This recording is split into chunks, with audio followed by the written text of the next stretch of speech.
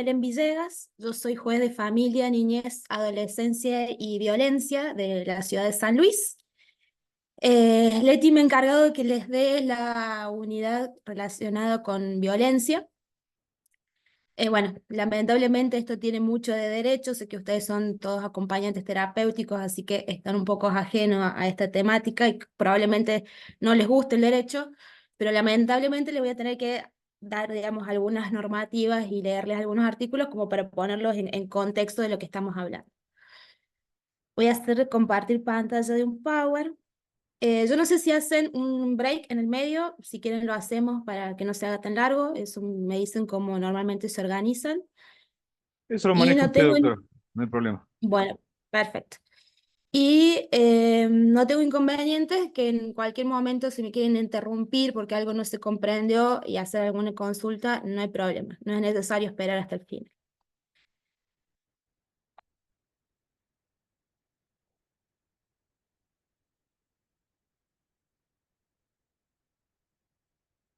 Doctora, discúlpeme, me dice Leticia que está en espera para que le den Ahí inicio.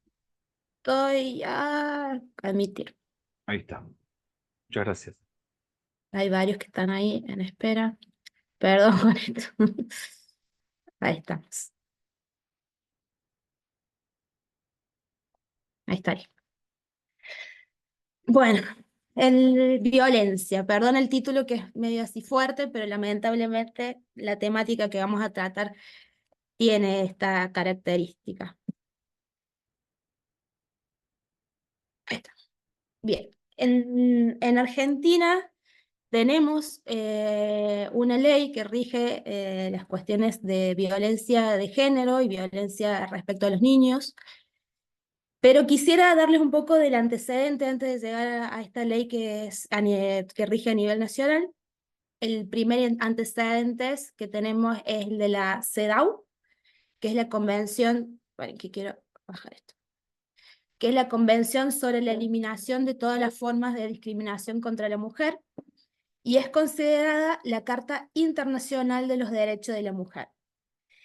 Esto para que vean, les doy el año para que más o menos se centren, se firma en 1979, hace muchísimos años atrás, y es el segundo instrumento más firmado internacionalmente. Como dije, es considerada la Carta Internacional de los Derechos de la Mujer y establece los lineamientos necesarios para erradicar la discriminación. En el artículo 1 de esta convención define lo que es la discriminación y determina la expresión discriminación contra la mujer denotará toda distinción, exclusión o restricción basada en el sexo que tenga por objeto o por resultado menoscabar o anular el reconocimiento, goce o ejercicio por la mujer, independientemente de su estado civil, sobre la base de la igualdad del hombre y la mujer, de los derechos humanos y las libertades fundamentales en la esfera política, económica, social, cultural y civil o en cualquier otra esfera. Para que vean, esta convención de la CEDAW del 79 hablaba únicamente de discriminación y exigía a los estados partes que se comprometen a llevar a cabo cierto tipo de medidas para erradicar este tema de la discriminación y además se crea lo que es el comité de la CEDAW para monitorear el cumplimiento de esta convención, pero únicamente se hablaba de discriminación. Si bien con el tiempo se tomó la violencia como una forma de discriminación, nunca todavía hablábamos legalmente de la palabra violencia contra la mujer. Ahí está. Después viene lo que es la Convención de Belén do Pará, que esta se firma en 1994, y es porque la Comisión Interamericana de, digamos, de Mujeres, de la OEA, digamos, el sector que se ocupa de los derechos de la mujer, notaron que existía este vacío legal, que decía, sí, hablamos de lo que es discriminación, pero no estamos utilizando lo que realmente preocupa, que es la violencia.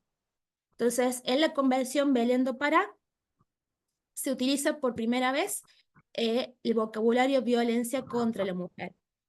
Esta convención marcó un antes y un después, ya que se convierte en el primer tratado de derechos humanos que aborda específicamente la temática de violencia contra las mujeres.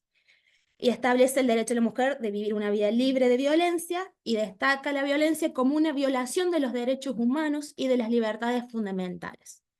También en esta convención se define lo que es violencia como cualquier acción o conducta basada en su género que cause muerte, daño o sufrimiento físico, sexual o psicológico a la mujer tanto en el ámbito público como en el privado.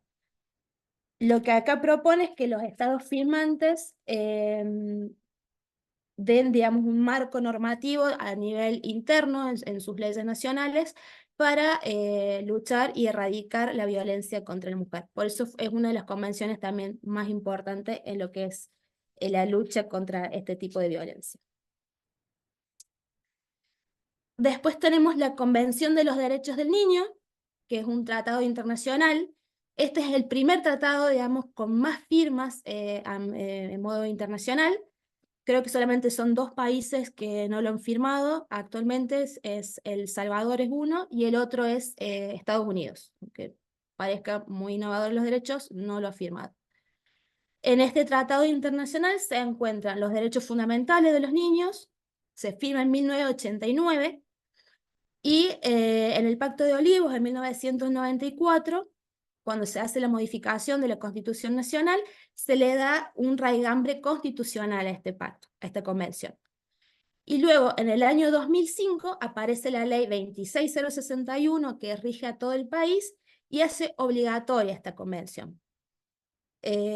Una de las cuestiones importantes e innovativas que trae la Convención de los Derechos del Niño es el derecho del niño a ser oído, ya marcando todo un cambio de paradigma donde los niños generalmente eran objetos y los padres podrían, digamos, tomar decisiones respecto a su vida sin tomar en cuenta la opinión del niño. Lo que hace esta convención es una obligación para quienes nosotros tomamos resoluciones de escucharlos y respecto al niño, el derecho a ser oído. Y esto fue precisamente la razón por la que Estados Unidos no la firma, porque considera que se empodera demasiado el niño y que puede llegar a acarrear alguna rebelión contra los padres y demás. Obviamente cuestión que Argentina por suerte no compartió y la firmó y se encuentra, digamos, con raigambre constitucional. Otra convención, que esta es la más nueva, que es la Convención de los Derechos Humanos de las Personas Mayores, está firmada en el año 2016 y en el 2017 Argentina la toma y la incorpora como una convención para ser aplicada a nivel nacional. Y es una convención internacional sobre los derechos fundamentales de los adultos mayores, sobre todo lo que es el derecho a la dignidad, a ser respetados, a vivir también en familia, a tener prioridades y bueno, y demás cuestiones que hacen a la dignidad como un adulto mayor.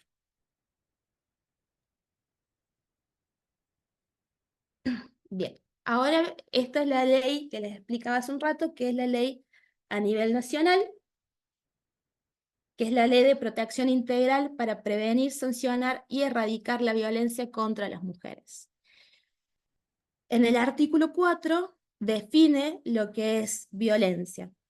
Se entiende por violencia contra las mujeres toda conducta por acción u omisión basada en razones de género que de manera directa o indirecta, tanto en el ámbito público como en el privado, en el espacio analógico digital, basado en una relación desigual de poder, afecte su vida, libertad, dignidad, integridad física, psicológica, sexual, económica o patrimonial, participación política, como así también su seguridad personal. Quedan comprendidas las perpetradas desde el Estado por sus agentes. Acá lo que es la definición de lo que es violencia,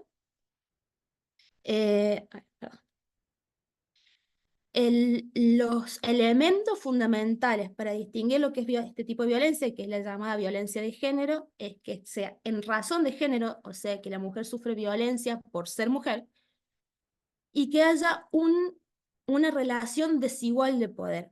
Obviamente, generalmente estamos hablando que la violencia normalmente es ejercida por hombres, entonces una relación donde el hombre ejerce un poder sobre la mujer y a través de ese poder es cuando ejerce la violencia. la misma ley nos determina los distintos tipos de violencia. La primera, que es la más conocida por todos, que es la violencia física, es la que se emplea, acá lo que voy a leer es lo que determina la ley, sin perjuicio que después lo voy a explicar, es la que se emplea contra el cuerpo de la mujer, produciendo dolor, daño o riesgo de producirlo y cualquier otra forma de maltrato, agresión que afecte su integridad física. En lo que es este tipo de violencia, que es la física, siempre estamos hablando de una fuerza ejercida sobre el cuerpo de la mujer. Luego tenemos lo que es la violencia psicológica, que es la que causa daño emocional y disminución de la autoestima, o perjudica y perturba el pleno desarrollo personal, o que busca degradar o controlar sus acciones, comportamientos, creencias y decisiones mediante amenaza, acoso, hostigamiento, restricción, humillación, deshonra, descrédito, manipulación, aislamiento. Incluye también la culpabilización, vigilancia constante, exigencia de obediencia o sumisión, coerción verbal, persecución, insulto, indiferencia, abandono, celos excesivos, chantaje, ridiculización, explotación y limitación del derecho de circulación o cualquier otro medio que cause perjuicio a su salud psicológica y la autodeterminación. En lo que es este tipo de violencia, que es la psicológica, las conductas son destinadas a ocasionar un sufrimiento emocional, que suele ser normalmente a través de humillaciones, insultos, manipulaciones, que suelen vulnerar el autoestima y generan un daño que ya no se visualiza en lo físico. O sea, ya no tenemos una consecuencia física. Y lo que obviamente conlleva es una pérdida de libertad de la mujer, una pérdida de libertad de decisión y de vivir de manera libre. Luego tenemos lo que es la violencia sexual, que es cualquier acción que implique la vulneración en todas sus formas, con o sin acceso genital, del derecho de la mujer de decidir voluntariamente acerca de su vida sexual o reproductiva, a través de amenazas, coerción, uso de la fuerza o intimidación, incluyendo la violación dentro del matrimonio o de otras relaciones vinculares o de parentesco, exista o no convivencia, así como la prostitución forzada, explotación, esclavitud, acoso, abuso sexual y trata de mujeres. En lo que es este tipo de violencia, sin perjuicio de que está claro que en las situaciones de abuso sexual, hay algo que introduce, que es tirar abajo un mito que había en la sociedad, que no podía existir violaciones dentro del matrimonio, porque existía esta cuestión del débito conyugal, que el momento en que uno acepta a la otra persona en el matrimonio, acepta cualquier otra situación durante el matrimonio, pero con esto ya queda claro que aún estando casadas, aún estando en pareja, conviviendo, o cualquier otra situación de vínculo que se llama ahora, si la mujer dice que no, sigue siendo violación, por más que haya una relación vincular consentida. Obviamente están dentro de esto son las prácticas sexuales humillantes, cualquier tipo de relaciones que cause un daño físico o una dolencia física y por supuesto si causa algún tipo de riesgo a la salud o a la vida. Luego tenemos lo que es la violencia política, que es la que se dirige a menoscabar, anular, impedir, obstaculizar o restringir la participación política de la mujer, vulnerando el derecho a una vida política libre de violencia y el derecho a participar en los asuntos públicos y políticos en condiciones de igualdad con los varones. Acá esto estamos hablando de una violencia dentro de lo que es el ámbito político o en el ejercicio de los derechos políticos, en coerción para realizar algún tipo de acción o impedimento de acción. También tiene relación con humillaciones o insultos o degradaciones dentro del ámbito político, como por ejemplo puede llegar a ser incluso en una sesión, por ejemplo, de Senado o de diputados, que no se le dé la palabra o hay interrupción en la palabra. Obviamente estamos hablando por la relación de ser mujer. Todo esto es violencia política. Luego tenemos la violencia simbólica, que es la que a través de patrones estereotipados, mensajes, valores, íconos o signos, transmita y reproduzca dominación, desigualdad y discriminación en las relaciones sociales, naturalizando la subordinación de la mujer en la sociedad. Este tipo de violencia es la base de todos los tipos de violencia, porque es la que viene a través de costumbres o a través de tradiciones, que son las que están en lo que se llama las sociedades patriarcales. Son las que determinan la mujer en cierta posición y que no puede ejercer otros lugares. Por ejemplo, la mujer es la que tiene que realizar las tareas del hogar porque es mujer, la mujer es la que tiene que cocinar porque es la mujer es la que tiene que cuidar a los niños porque es mujer. Todas estas cuestiones que tienen que ver con tradiciones o lugares sociales que nos han impuesto es la violencia simbólica. También tiene relación con imposiciones sociales. La imposición del amor romántico, por ejemplo, no sé, desde chiquitos, por ejemplo, que vemos películas de Disney, donde nosotros vemos la película de Disney, donde somos felices porque encontramos al príncipe azul, nos casamos y tenemos hijitos, cuando el hombre no veía este tipo de películas, veía, no sé, Transformers o películas de guerra, entonces ya hay un estereotipo de la mujer, tiene que esperar al ser amado para ser feliz como ama de casa, mientras que el hombre no se le inculcó que tiene que estar en la casa cuidando a los niños o haciendo las tareas del hogar. La imposición de roles de género, como esto de ciertas cuestiones que las mujeres deben hacer porque son mujeres. La imposición de la idea de la indefensión, que esto tiene que ver con esta cuestión de la obligación de la mujer de ser femenina y qué es ser femenina, y ser femenina es la mujer que necesita ser defendida o necesita un hombre que la proteja.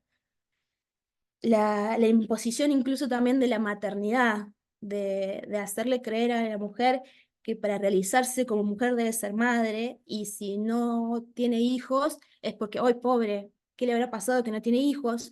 Y no, ya no toman realmente, como muchas mujeres hoy, como una decisión de no querer tener hijos sin que eso sea algo malo.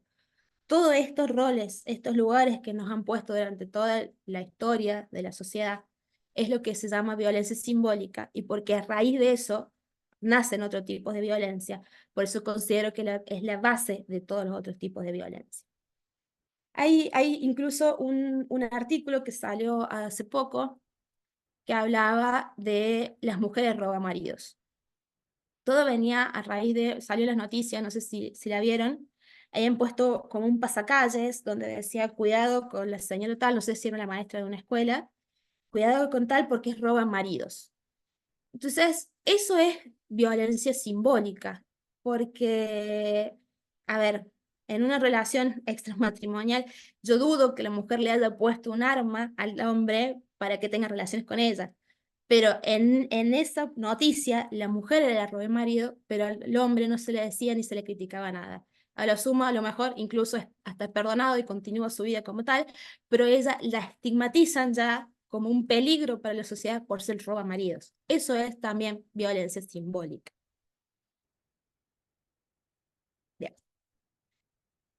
Acá me voy a extender un poco más, que es lo que es la violencia económica o patrimonial, que la ley la define como la que se dirige a ocasionar o menoscabar, o por menoscabo, perdón, en los recursos económicos o patrimoniales de la mujer a través de la perturbación de la posesión, tenencia o propiedad de sus bienes, pérdida, sustracción, destrucción, retención o distracción indebida de objetos, instrumentos de trabajo, documentos personales, bienes, valores y derechos patrimoniales, la limitación de los recursos económicos destinados a satisfacer sus necesidades, o privación de los medios indispensables para vivir una vida digna, la limitación o control de sus ingresos, así como la percepción de un salario menor por igual tarea dentro de un mismo lugar de trabajo. Esta es una de las violencias que es más complicada a veces de identificar, porque ni siquiera la víctima suele darse cuenta que está siendo violentada económicamente. Cuando hablamos de violencia económica, la mayoría de las personas entienden o se le viene a la cabeza lo que es, por ejemplo, la falta de pago de cuota alimentaria. Obviamente eso es violencia económica, la más visible de todas, y estamos hablando ya de parejas que en principio estarían separadas, por eso están reclamando la cuota alimentaria. Pero este tipo de violencia, en la parte más silenciosa, es en las mujeres que aún se encuentran en pareja.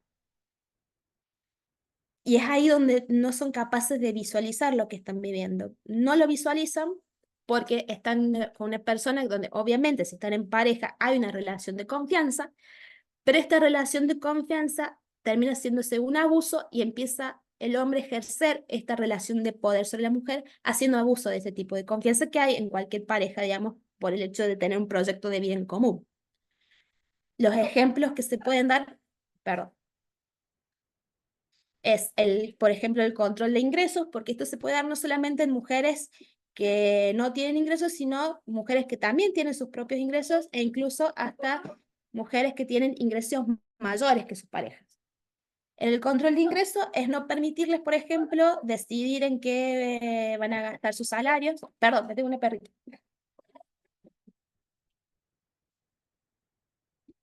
Ahí está. Por ejemplo, no permitirles decidir en qué van a gastar sus salarios o exigirles que gasten su salario en lo que es la manutención del hogar, mientras que el salario del hombre se ahorra y probablemente lo gaste para cuestiones personales, o a través de lo que es la titularidad de los bienes, que en esta relación de confianza, por ejemplo, la mujer recibe un bien de una herencia o dinero por una herencia, decide comprar algo y el hombre dice, no, pero mejor lo pongamos a mi nombre por distintas manipulaciones, lo que después le perjudica obviamente a nivel patrimonial. También se da en lo que es la prohibición de trabajar o la prohibición de perfeccionarse. Por ejemplo, frases como, ¿por qué vas a trabajar si con mi sueldo alcanza? Entonces no se le da independencia económica. O ¿por qué vas a estudiar de maestra si sabes que no se paga nada, no sirve? Entonces lo terminan no haciendo. Obviamente, con las mujeres que no tienen ingresos propios hay mayor violencia económica porque no pueden decidir absolutamente nada, atento a que el dinero es del hombre, no lo consideran como un ingreso de la familia o de ambos, sino un ingreso propio del hombre y la mujer está destinada a tener que estar pidiendo, reclamando de apuchitos cada vez que necesita algo, lo que le quita una total independencia. Después también se puede dar en situaciones que cuando la mujer decide trabajar, enfrenta a otras circunstancias, como por ejemplo el tema de los celos, por qué pasas tanto tiempo afuera, porque viajas, porque tenés reuniones con clientes, porque tenés reuniones con compañeros de trabajo. Y todos estos celos terminan llevando muchas veces a que las mujeres renuncien para evitar otro tipo de violencia y evitar enfurecimientos dentro del hogar. Y después tenemos las cuotas alimentarias, el cuidado personal de los niños, y como ya le dije, la falta de pago es una, pero también se puede dar, que me ha tocado en casos, en juzgados, donde incluso cuando las mujeres acuerdan la cuota alimentaria, esta cuota alimentaria no es el monto que ellas necesitan, sino que acuerdan un monto inferior, ya que saben que si piden lo que necesita, el hombre directamente no lo va a pagar y no van a tener de dónde ejecutar o de dónde poder retener ese dinero. Entonces, ahí hay una violencia contra esa autonomía de poder decidir respecto a la cuota alimentaria. Y en cuanto al cuidado personal de los hijos, esto también ha sido un avance que hace poco se está intentando, digamos, mejorar, que durante mucho tiempo este cuidado, ese tiempo que la mujer dedica al cuidado de los niños, que es levantarlos, llevarlos a la escuela, darles el desayuno, bañar, acordarse de hacer los deberes, acordarse de llevarlo al médico, acordarse de vacunarlo, irlo a buscar y todo, no tenía un valor. Los hombres se limitaban a dar una cuota alimentaria acorde a los gastos, acorde a lo que va a comer, acorde a la ropa, pero el resto no se visualizaba que si la mujer no lo hacía, que a lo mejor para hacerlo tenía que incluso trabajar menos horas o no trabajar, o lo tenía que pagar a un tercero, una niñera, para que lo haga por ella. Entonces, durante mucho tiempo, este cuidado de las mujeres hacia los niños no se tomaba en cuenta como valor. Hoy, por suerte, recién desde el año pasado, estamos como intentando implementarlo más a través de lo que se llama el índice de la canasta de crianza, que lo fija el INDEC, donde le da un monto a este, digamos, un valor dinerario a este cuidado personal de las mujeres respecto a los niños. Bien. Luego tenemos lo que son las modalidades de violencia. las formas que se pueden ejercer este tipo de violencia o los ámbitos donde se pueden ejercer. Primero tenemos lo que es la violencia doméstica o familiar, que es la más común, que se da dentro de familia, de parejas, y no solamente respecto a parejas, sino respecto a hijos o respecto a abuelos, digamos, adultos mayores. Incluso se puede dar en parejas que ya se han separado, que se encuentran divorciadas, o de novios que no son convivientes. Cualquier situación que refleje una familiaridad se la considera violencia doméstica o familiar. Luego tenemos lo que es la violencia institucional, acá se la voy a leer y se la voy a explicar un poquito más, que es aquella realizada por los funcionarias y funcionarios, profesionales, personal y agentes pertenecientes a cualquier órgano, ente o institución pública que tenga como fin retardar, obstaculizar o impedir que las mujeres tengan acceso a políticas públicas y ejerzan los derechos previstos en esta ley. Quedan comprendidas además las que se ejercen en los partidos políticos, sindicatos, organizaciones empresariales, deportivas y de sociedad civil. Este tipo de violencia, para que se entienda, es que es la ejercida por quien tiene la obligación de protegerte, está obstaculizando ese proceso de protección. Por ejemplo, cuando esta ley se empezó a implementar y empezaron a crecer las denuncias de violencia familiar o de violencia de género, pasaba, pues yo antes de ser juez ejercía, litigaba, acompañaba a mis clientes a realizar las denuncias por violencia, y la misma policía decía, no, ¿por qué vas a denunciar esto? Los trapitos sucios se limpian en casa, no publiques esto, ¿por qué publicar y no terminaban tomando la denuncia? Esas situaciones es violencia institucional. O por ejemplo, que suele pasar que cuando hacen una denuncia de violencia, incluso saben pedir pericias psicológicas a la víctima de violencia. Y eso es un poco también de violencia institucional, porque es desde un principio catalogar que la persona que hace la denuncia está loca. Entonces, ahí también se puede incurrir en lo que es violencia institucional. Bueno, luego tenemos la violencia laboral, que obviamente está dentro del ámbito de trabajo. Y acá hay dos conceptos que se han formulado, digamos, internacionalmente, que uno es el techo de cristal y es muy parecido a lo que se llama el piso pegajoso, que esta imposibilidad o dificultad que tienen las mujeres de crecer dentro del ámbito laboral. Por eso se llama techo de cristal, porque no pueden pasar o no pueden acceder a cargos jerárquicos porque son mujeres. Porque vamos a poner una mujer que tiene hijos, entonces seguramente va a ser más complicado, va a llegar tarde o va a tomar licencias por cuidado de niños o no va a poder viajar. Entonces, mejor porque es mujer, no le demos este cargo o no la dejemos ascender. Eso es lo que es el piso pegajoso. También suele pasar que, por ejemplo, en el ámbito laboral, si un hombre en una reunión se exabrupta, lo que la mayoría piensa es, ¡ay, qué carácter tiene este hombre! Pero si una mujer se exabrupta, es una loca. Y la catalogan de esa forma. O muchas veces no las dejan participar en decisiones, o las dejan de lado en reuniones. Todo eso también es violencia laboral, aunque no haya un maltrato directo hacia la mujer. Luego tenemos lo que es la violencia contra la libertad reproductiva, que esto tiene que ver con la ley de aborto, que es la obstrucción a ejercer este derecho a aborto, lo que también genera violencia contra la mujer y sus derechos y libertad. Luego tenemos la violencia obstétrica, que es aquella que ejerce el personal de salud sobre el cuerpo y los procesos reproductivos de las mujeres, expresada en un trato deshumanizado, un abuso de medicalización y patologización de los procesos naturales. Eh, en estos casos, esto, perdón que va a sonar un poco agresivo, pero me lo han dicho mujeres que les ha pasado en el momento del parto. Sabemos todos que el parto es algo doloroso y escuchar médicos, hombres diciendo, ay, ahora te quejas, pero en ese momento no te quejaste. Eso es violencia obstétrica, es violencia de género y sí, por supuesto, tiene que ser denunciado. Otro tipo de violencia es la mediática, que tiene relación con difusión de fotografías, mensajes o imágenes estereotipados.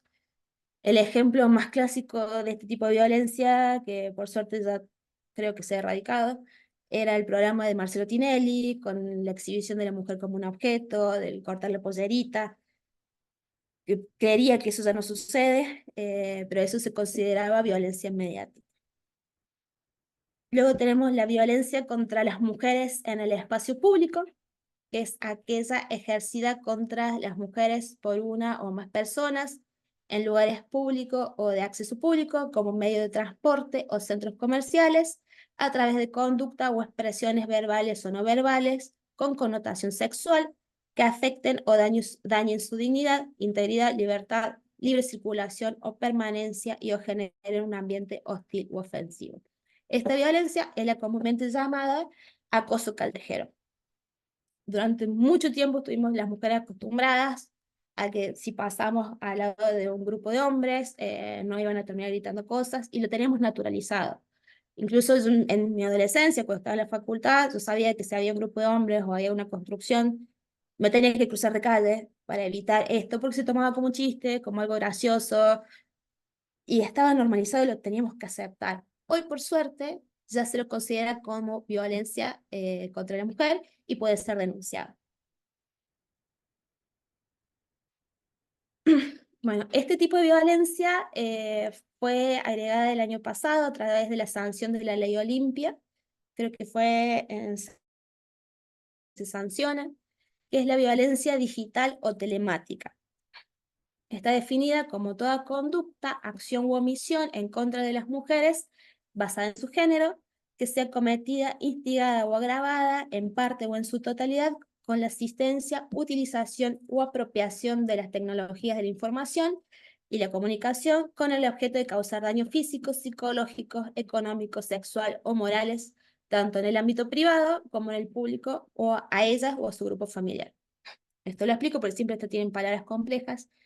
Es la situación de estar en pareja, a lo mejor hacer una foto, un video, un nude, como se llaman ahora, y luego de separarse, o incluso estando en pareja, esa persona utiliza esas fotos para humillar, para extorsionar, o las publica solamente con el simple hecho de hacer daño. Eso, gracias a la ley Olimpia, que se sancionó el año pasado, también se considera violencia de género. Luego tenemos otro tipo de violencias que no están en la ley, pero son conocidas, que es la violencia vicaria. Este tipo de violencia es cuando el hombre utiliza a los hijos para ocasionar daño a la mujer. Un caso bastante, digamos, uno de los casos más comunes es, por ejemplo, que el padre le dice al hijo: mira, esto no te lo puedo quitar, no te lo puedo comprar porque tu mamá me saca la plata. Eso es violencia vicaria porque está utilizando al hijo una forma de causarle daño a la mujer. Y luego tenemos lo que es la violencia ambiental. La violencia ambiental no es una violencia exactamente contra el físico de la mujer, ni capaz que no tanto psicológica, pero sino es una constante situaciones que tiene que vivir, por ejemplo, que el hombre rompa platos, que golpee la pared, que grite. Entonces es un ambiente constante violento. Entonces, esto que se viva de manera constante se lo considera violencia de género y es una violencia ambiental. Lo que se ha intentado erradicar con esto es decir, bueno, pues, dice, solamente rompió un plato, cualquiera lo hace. O da gracia que le pegó a la puerta y no te pegó a vos. No, no tenemos que dar gracia a eso, sino que tenemos que verlo como una real violencia, porque esto de manera continua genera incluso también violencia psicológica. Como podrán ver, la mayoría de los tipos de violencia están interrelacionados. Es muy raro que un solo tipo de violencia se dé. La mayoría de los casos están acompañados siempre de violencia psicológica. Sea, por ejemplo, siempre digo que la violencia física no es que un día para el otro el hombre se levantó y decidió pegarle una cachetada a la mujer. Generalmente esto pasa de a poco. Primero comienzan con insultos, con humillaciones, con celos, lo que es violencia psicológica, y al final termina convirtiéndose en violencia física. lo que hace que la mujer termine normalizando la situación de violencia, y cuando llegó la violencia física ya no supo cómo. Tanto la violencia económica, también obviamente para poder manipularla en cuestiones de dinero, trae aparejada lo que es violencia psicológica. Y bueno, todas estas situaciones, la mayoría están interrelacionadas. Bueno, no sé si hasta ahora está todo claro, si ha quedado, si tienen alguna duda. Leti recién preguntaba si hacen algún corte intermedio de descanso. Si me estás escuchando.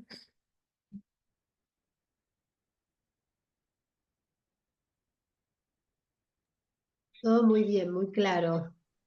Eh, Gracias, eh, Lorena. sí, Doc, esto manéjelo como quiera. Bienvenida. No le pude dar la Gracias. bienvenida. Justo estábamos llegando a casa y tuvimos un contratiempo ahí.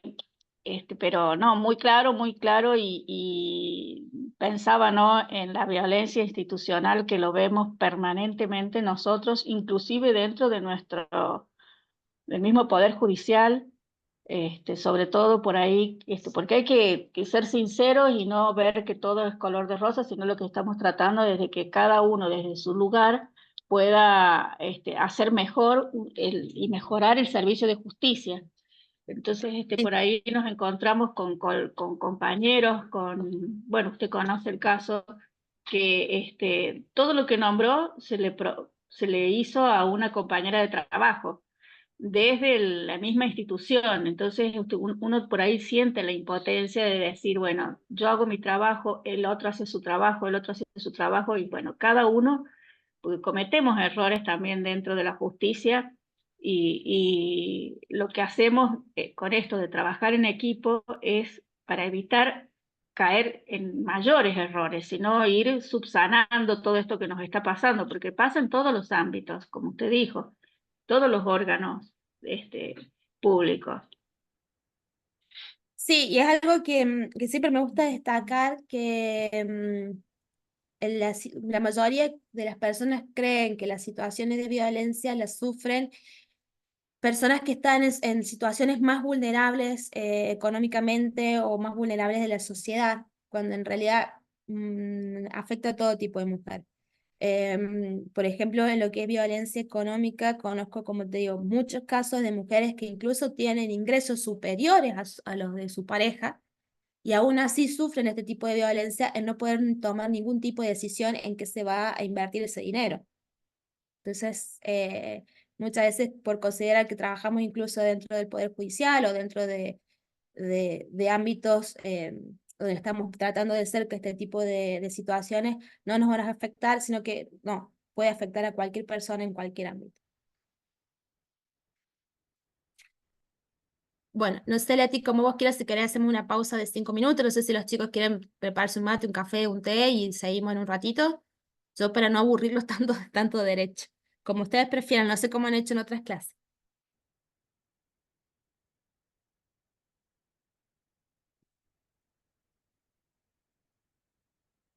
Bueno, si no me dicen nada, yo continúo, no tengo problema.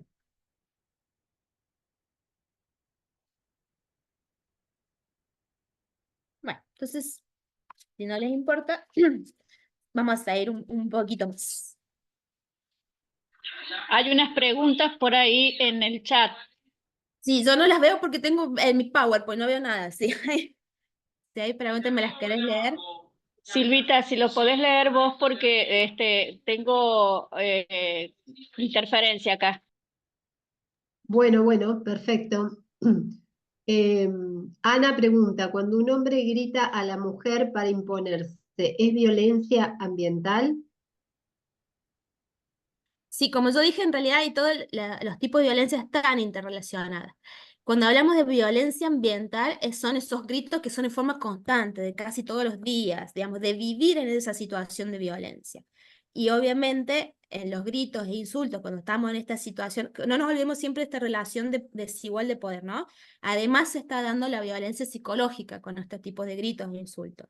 A veces uno dice, bueno, es normal, los hombres se enojan, te gritan, pero bueno, no te pegó. No, no, que te grite, que te insulte, que te humille, es violencia y tenemos la psicológica y obviamente si la transformamos en algo que es constante, estamos ante una violencia ambiental.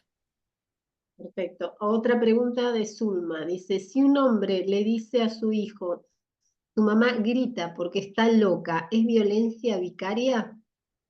Sí, es violencia vicaria. Eso se está utilizando al niño como un instrumento, que la violencia vicaria está dentro de lo que también se llama violencia instrumental, que es utilizar algo más para violentar a la mujer. Bueno, se utiliza la vicaria al hijo como instrumento para ejercer un daño a la mujer. También se puede dar en muchos casos, por ejemplo, padres que se encuentran separados, tienen un régimen comunicacional y cuando el niño está con el padre le habla mal de la madre porque tu mamá es una loca, porque tu mamá hace esto, porque tu mamá me hizo esto. Eso también es violencia vicaria. Perfecto. Angie dice, en el caso de ser el hombre violentado por la mujer que usa a sus hijos, ¿es violencia vicaria? Sí, es violencia vicaria. ¿Cuál es la diferencia? A ver, hay algo que me han reprochado muchos hombres que han escuchado charlas, que hay una diferencia en lo que es violencia de género y lo que es simplemente violencia. En lo que es violencia de género, ya estamos viendo que la víctima es mujer y está sufriendo violencia por el hecho de ser mujer. Ahora, existen muchos casos en que los hombres sufren violencia, no solamente este tipo de violencia como violencia vicaria, sino también violencia física y demás, pero no es violencia de género, pero sí es violencia y por supuesto es pasible de denuncia. Bueno, perfecto. Creo que eso era lo último. Ahí revisé el chat y me parece que era eso. Eran esas preguntas. Bueno, genial. A ver. Sí, ahí la estoy leyendo, ahí pude leer. Ahí está. Bien. Bueno, entonces vamos a ir un poquito más. Voy a intentar que los próximos temas ya sean un poco más entretenidos, no tanta ley. Pero bueno, esta es la última parte que voy a tener que explicar un poco de derecho. El otro punto de la unidad eran las medidas judiciales contra la violencia y lo que es la competencia. Primero quiero explicarle lo que es la competencia, porque todos obviamente lo que ejercemos el derecho sabemos lo que es, pero entendería que a lo mejor ustedes no. La competencia es el ámbito donde un juez ejerce su jurisdicción. Por ejemplo, hay distintos tipos de competencia. Una de las competencias es lo que se llama territorial. O sea, por ejemplo, yo soy juez de la primera circunscripción de San Luis. Mi competencia territorial es la ciudad de San Luis y las localidades cercanas. Pero, por ejemplo, hay otro juez que es competente en Villa Mercedes, que es otra ciudad de la provincia. Yo no puedo tomar decisiones en ningún caso que haya sucedido en Villa Mercedes. Eso es competencia, es un límite en donde nosotros ejercemos. En lo que acá vamos a hablar es lo que se llama competencia material, que tiene que ver qué juez se va a encargar de este tipo de casos, que es la materia de violencia. Entonces, teniendo este parámetro para que se entienda qué es lo que es competencia, voy a explicar distintas cuestiones. No es lo mismo, por eso yo preguntaba a Leti de dónde eran los alumnos que estaban presentes, porque no en todo el país es igual. Por ejemplo, lo que tenemos, les expliqué la ley 26061, que es la que toma la Convención de los Derechos del Niño y la hace obligatoria en todo el país. Hay provincias donde se crea un órgano administrativo, por ejemplo, a nivel nacional se llama SENAF, que es la Secretaría Nacional de Familia, que es quien va a tomar este tipo de decisiones y medidas protectorias respecto a los niños. El juez lo único que va a hacer es luego controlar la legalidad de si esa medida se ha adoptado correctamente o no. Estas provincias que han adherido a este sistema, algunas son como Córdoba, Corrientes, San Juan, Santa Fe, La Pampa, Mendoza, y me estaba buscando también, creo que Misiones también, que se llama la Dirección de la Infancia.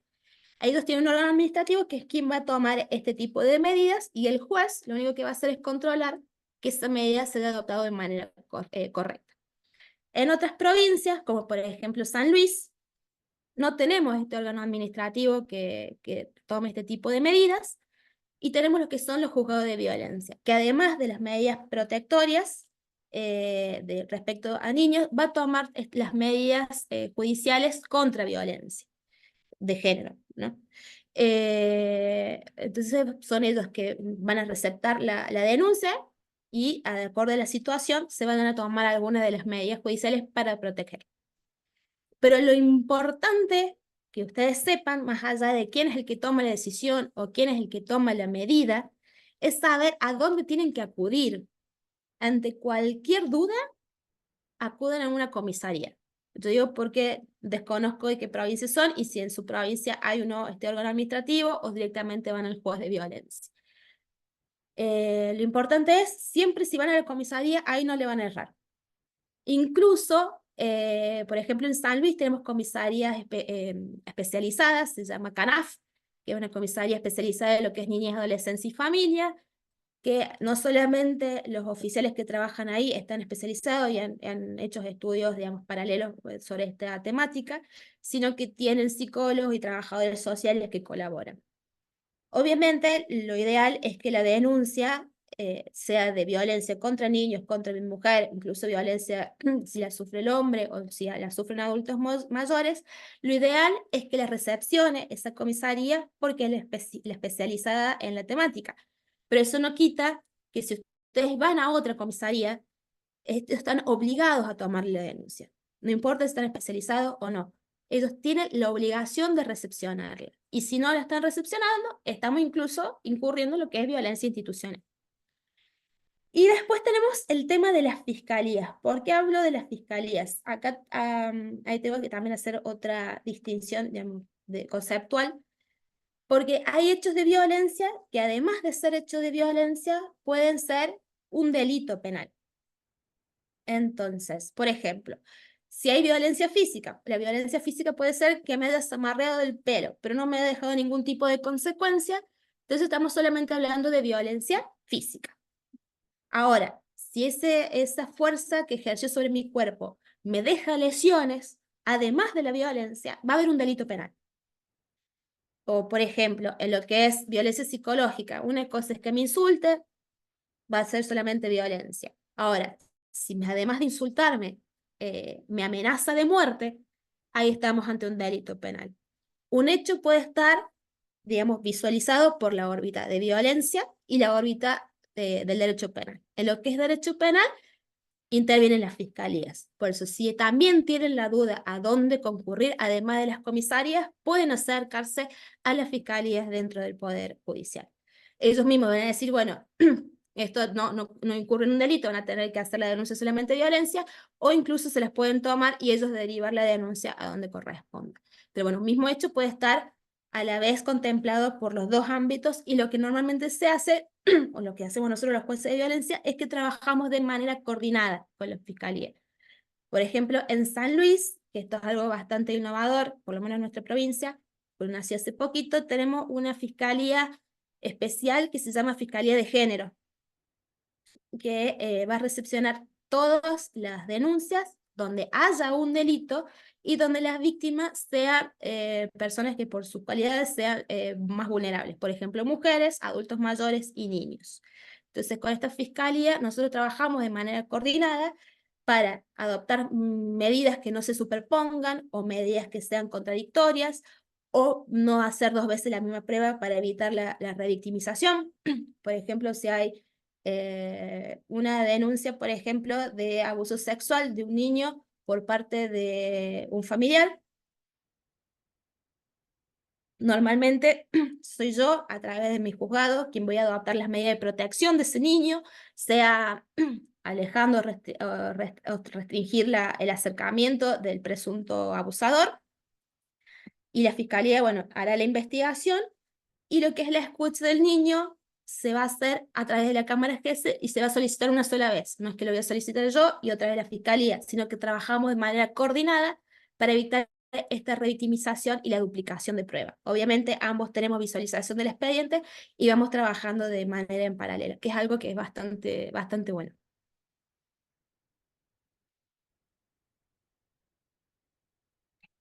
Ay, no se pasa.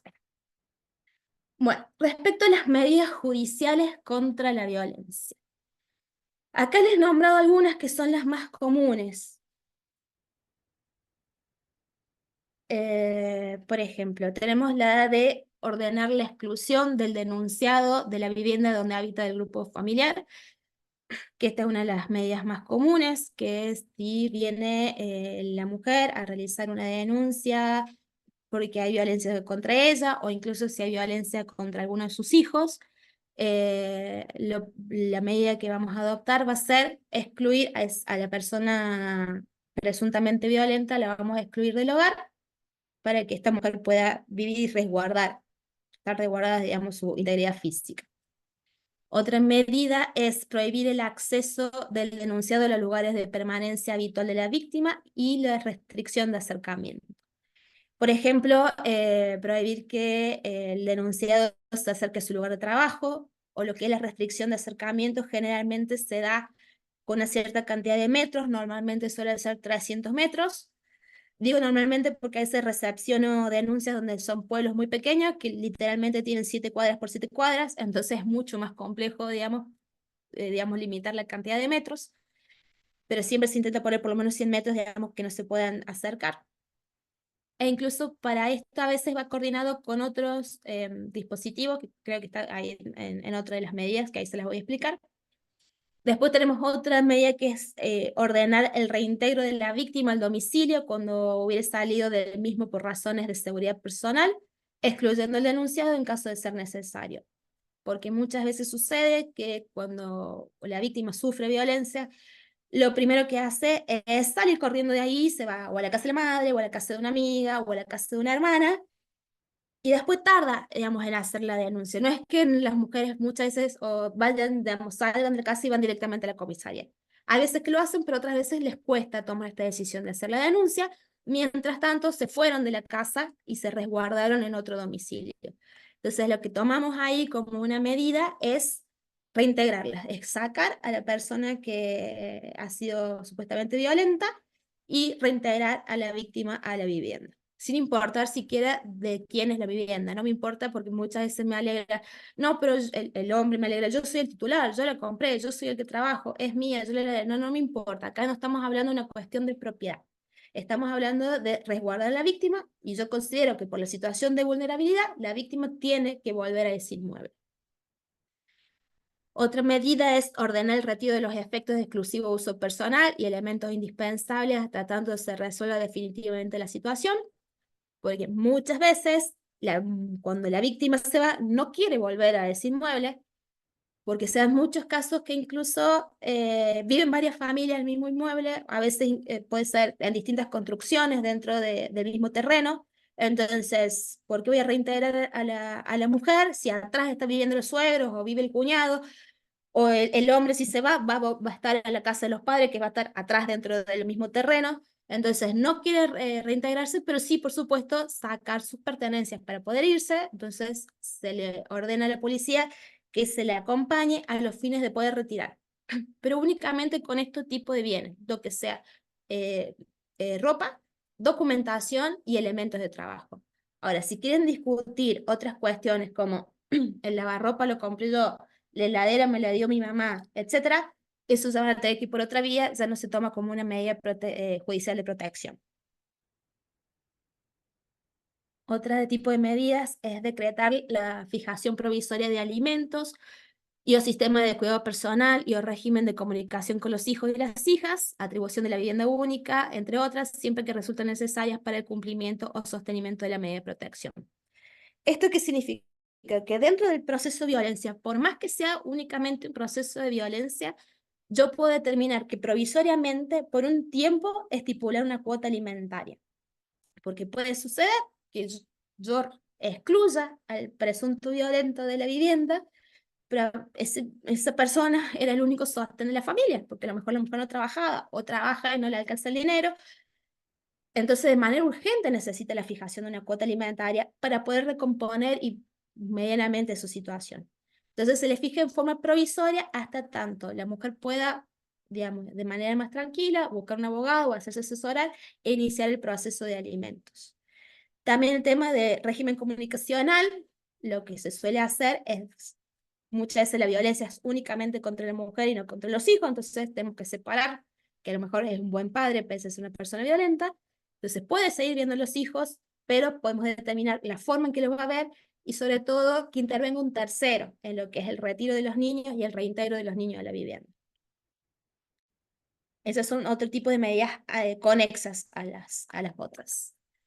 Esto es lo que le haga recién, que es disponer la aplicación de medios técnicos disponibles que permitan el monitoreo y la eficacia de las medidas cautelares dispuestas, encontrándose facultado a requerirlos a los organismos que los administran.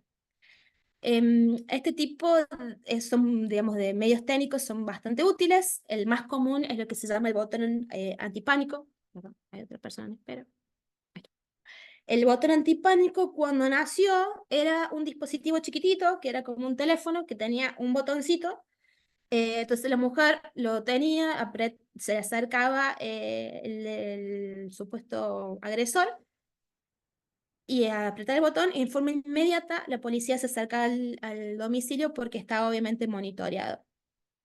Actualmente ese dispositivo no se utiliza más, sino que es una aplicación en el teléfono de la mujer que tiene la misma función. ¿Cuál es el problema que tenemos muchas veces? Es que las mujeres no tienen teléfono celular. Entonces esto nos impide este tipo de implementación de este medio técnico. Y ese no lo tienen incluso porque la mayoría de las veces que la mujer sufre violencia, una de las cosas que hace el hombre es agarrar el celular y rompérselo. Pero bueno, en caso que tengan teléfono es bastante útil y generalmente siempre va esta medida conexa a las otras. Y en San Luis también hace 1 o 2 años se implementó otro medio técnico que se llama dispositivo dual. Como estos dispositivos no son muchos, lo utilizamos en casos que son digamos, de mayor gravedad, por ejemplo, que haya realmente amenaza de muerte o que la vida acorde a la situación esté realmente en un evidente riesgo. Y este dispositivo dual está compuesto, obviamente, primero por una aplicación en el teléfono de la mujer y en el hombre tiene una tobillera. Se le pone, se la reprograma a la cantidad de metros que no se pueden acercar. Entonces, cuando el victimario rompe este límite de metros, el dispositivo de la mujer empieza a sonar como una chicharra y de forma inmediata la policía llega. A veces parece medio de película y uno dice, no, no va a funcionar, y la verdad yo los he visto en funcionamiento y son muy útiles y funcionan bastante bien, y en situaciones de gravedad, de violencia, lo utilizamos un montón y puede ser que puede llegar a salvar una vida. Doc, hay una pregunta, perdón, Sí, en el chat. ¿Puedo? Es sí, de no hay Ana. problema. En caso de no existir hijos en común, ¿también se fija una cuota alimentaria? Sobre todo si la mujer antes de la separación no trabajaba. Mira, ahí estamos en una cuestión de alimentos durante el matrimonio, durante la pareja, que tiene otros requisitos para la procedencia, pero si me acredita, por supuesto, que está en esta situación, hay algo que aunque no esté normado, que lo verán un poco más adelante, que se llama la perspectiva de género, que nos permite analizar las situaciones y elevarnos un poquito más allá de la ley. Si yo veo que la situación de la mujer está en una real indefensión, donde no tiene ingresos, ella está, digamos, su único sostén era su pareja, no tiene ningún otro tipo de ayuda, más allá de que podamos a través de otros órganos como el Ministerio de Desarrollo Humano y demás, para que se le proporcione ayuda económica, atendiendo las circunstancias y lo que se me aporta en el proceso, puedo llegar a fijar una cuota alimentaria para ella. Como yo digo, todo depende de cada caso. No hay 2 casos iguales nunca, dependiendo del caso, y con la perspectiva de género la puedo fijar, sí. Gracias. Bien, la otra medida que para mí es una de las más importantes, que es disponer que las personas involucradas realicen tratamientos terapéuticos a través de los programas de prevención de violencia familiar, a fin de afirmar la responsabilidad del agresor o deslegitimar comportamientos vividos como normales y prevenir futuras conductas violentas. Entiéndase, ordenar tratamiento psicológico, de cualquier forma, pública, privada, programas que se dicten en desarrollo humano. ¿Por qué para mí esto es la más importante de todas? Porque todas las anteriores son todas medidas cautelares para evitar un daño mayor o para emparchar una situación actual. Vamos a evitar más violencia, saquemos al hombre de la casa. Evitemos más violencia, restringamos el acercamiento. Pero nada de eso me va a erradicar la violencia. La única forma de erradicar la violencia es tratamiento psicológico. Para el hombre, para reeducar o ver por qué es violento, porque, a ver, muchas veces el hombre es violento por su propia historia, porque vio que su padre era violento con su madre, entonces lo normalizó y considera que así es como debe tratarse una mujer. Y la mujer, para dejar de normalizar lo que estaba normalizando, y sobre todo para sacarla de algo que se llama el círculo de la violencia. El círculo de la violencia parte de, primero está todo bien, que es un tiempito que se le llama la luna de miel, está todo perfecto. Después viene la violencia, entonces sigue la violencia. Luego el hombre se arrepiente y dice, te juro que la última vez, te juro que voy a cambiar. La mujer lo perdona, volvemos a la luna de miel y se vuelve a repetir. Esto es bastante común.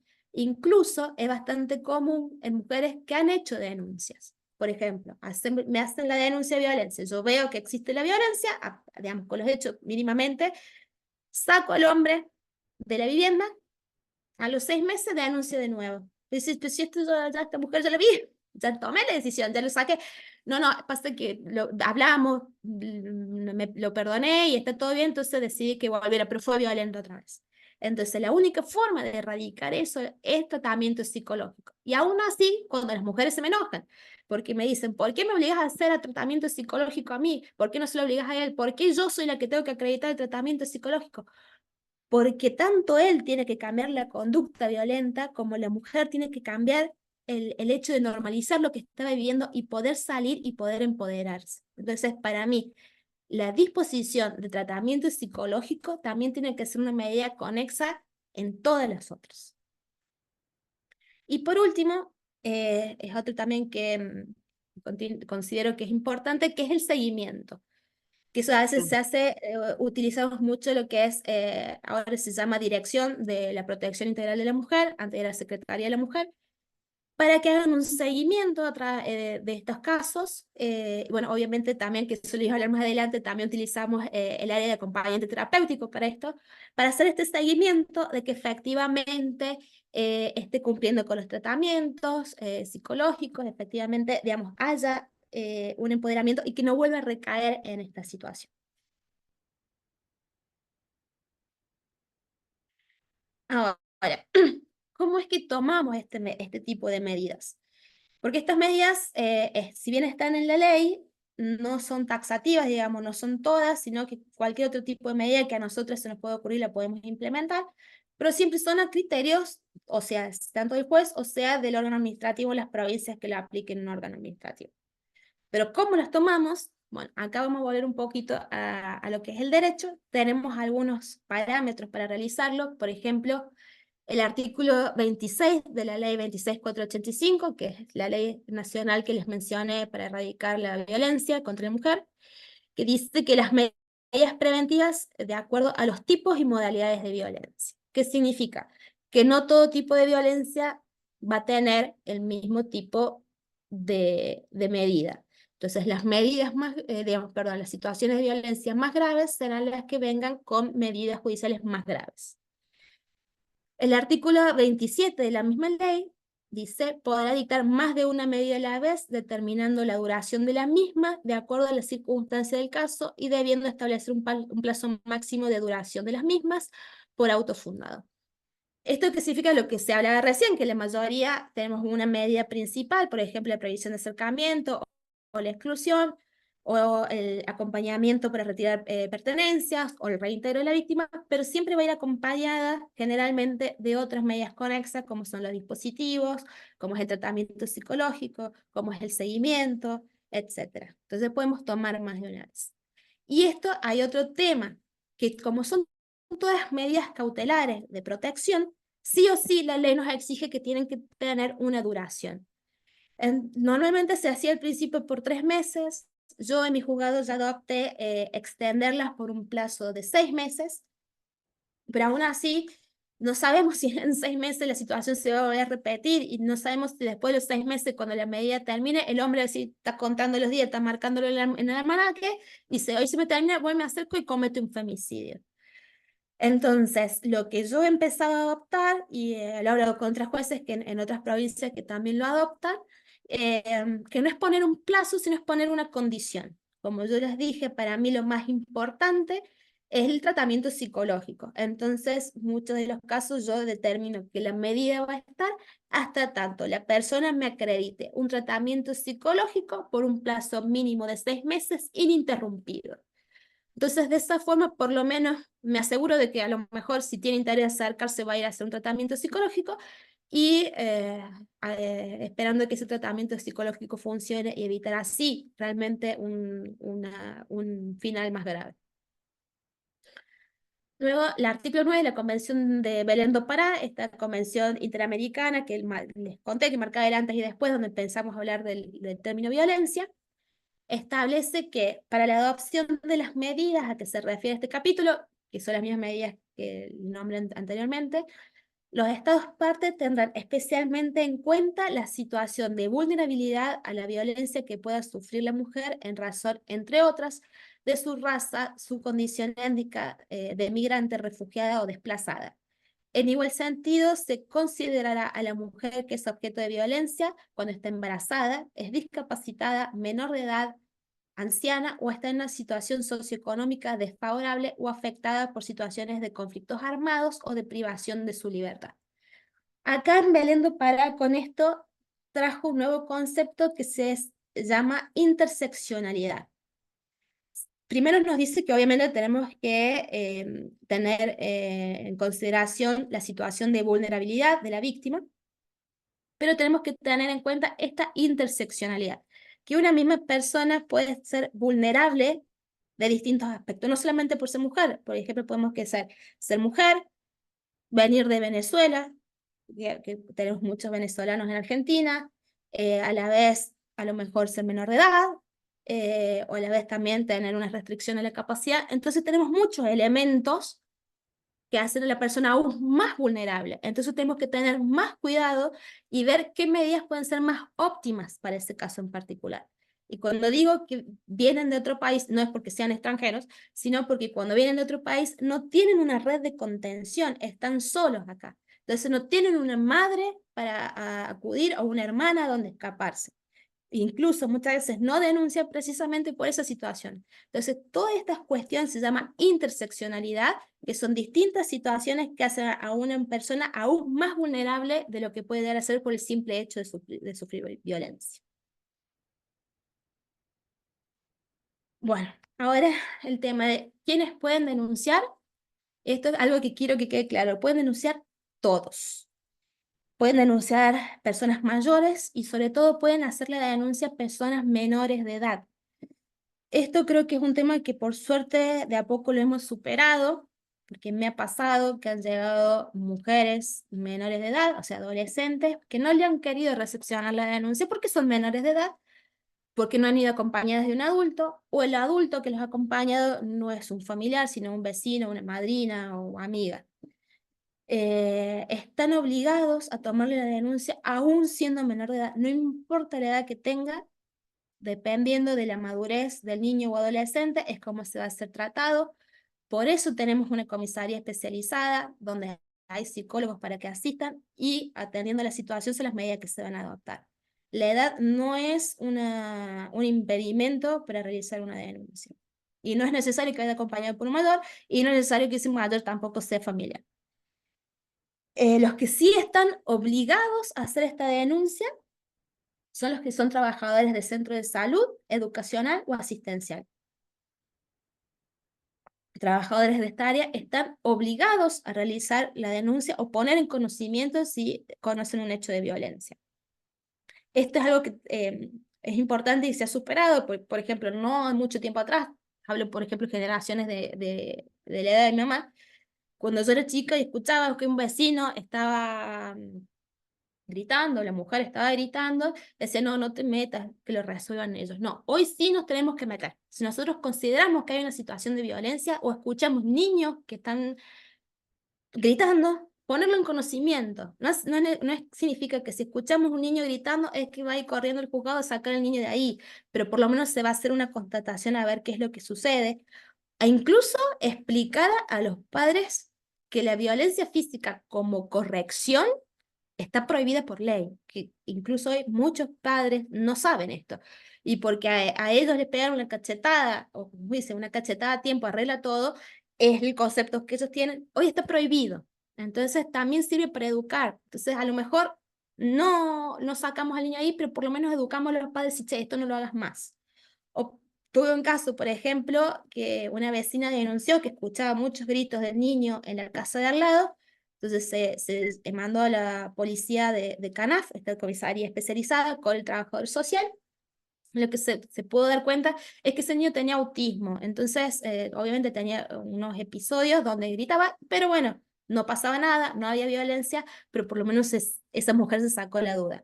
Así que cualquier situación es que ustedes crean que hay una persona, una mujer, un niño, un adulto mayor en riesgo, tienen que avisarlo, tienen que avisar, tienen que animarse. E incluso, si bien las denuncias anónimas en general no están permitidas, pero sí se puede pedir que se resguarde la identidad de quien denuncia, entonces solamente la identidad la va a conocer quien recepcione la denuncia o el juzgado que va a tramitar la causa. Bien. Acá tenemos 3 leyes, que más que 3 leyes son 3 historias diferentes, complicadas, que lograron de alguna forma un cambio en la sociedad, o por lo menos una reflexión en la sociedad. La primera de ellas es la ley Piazza, que está relacionado, tiene el nombre por Roberto Piazza, que no sé si lo conocen, que es, bueno, se dedica a la moda, no sé exactamente qué es lo que hace, él tiene una fundación, y obviamente tiene relación con su vida, aparentemente él ha sufrido abusos sexuales de pequeño, entonces tiene esta fundación contra el abuso sexual infantil. Lo importante de esta ley es lo que se llamó una reforma en la prescripción del delito de abuso sexual en niños. ¿Qué es lo que es la prescripción? También te lo tengo que explicar un poco derecho para que comprendas. La prescripción es un tiempo que, pasado ese tiempo, ese delito ya no se puede investigar más.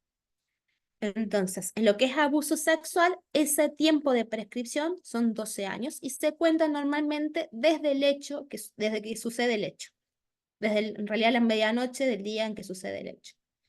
Entonces, un abuso sexual, si pasan 12 años desde el hecho de abuso, ese delito ya no se puede investigar y ya no se puede perseguir.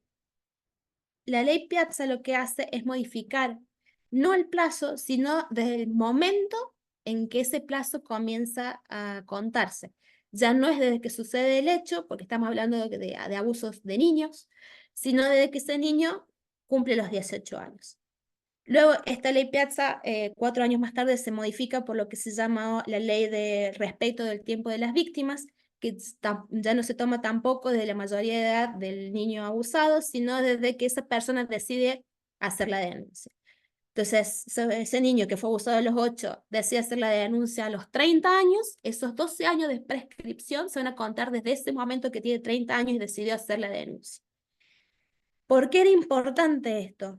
Porque la mayoría de las veces, lamentablemente, el autor del abuso sexual es un familiar, incluso los padres. Entonces, no podemos exigir que un niño pueda hacer una denuncia cuando está conviviendo con ese abusador, cuando le tiene miedo a ese abusador, o ese abusador está ejerciendo un poder sobre la víctima. Entonces, contar la prescripción o ese tiempo en que se le va pasando los días para realizar la denuncia que se puede investigar, no le podemos contar mientras ese niño está bajo la órbita de ese abusador. Entonces, esto modificó y fue un gran paso, digamos, también fue un antes y un después. No solamente eso, sino que a partir del dictado de la ley Piazza se pudieron reabrir causas e investigar causas que se las habían considerado prescritas por estos 12 años. Entonces, aplicando esta ley, se podían abrir porque el niño digamos, estaba contando de que era menor de edad, entonces la fecha se empezó a contar más tarde y se pudieron investigar otro tipo de causas que en ese momento ya se habían considerado prescriptas.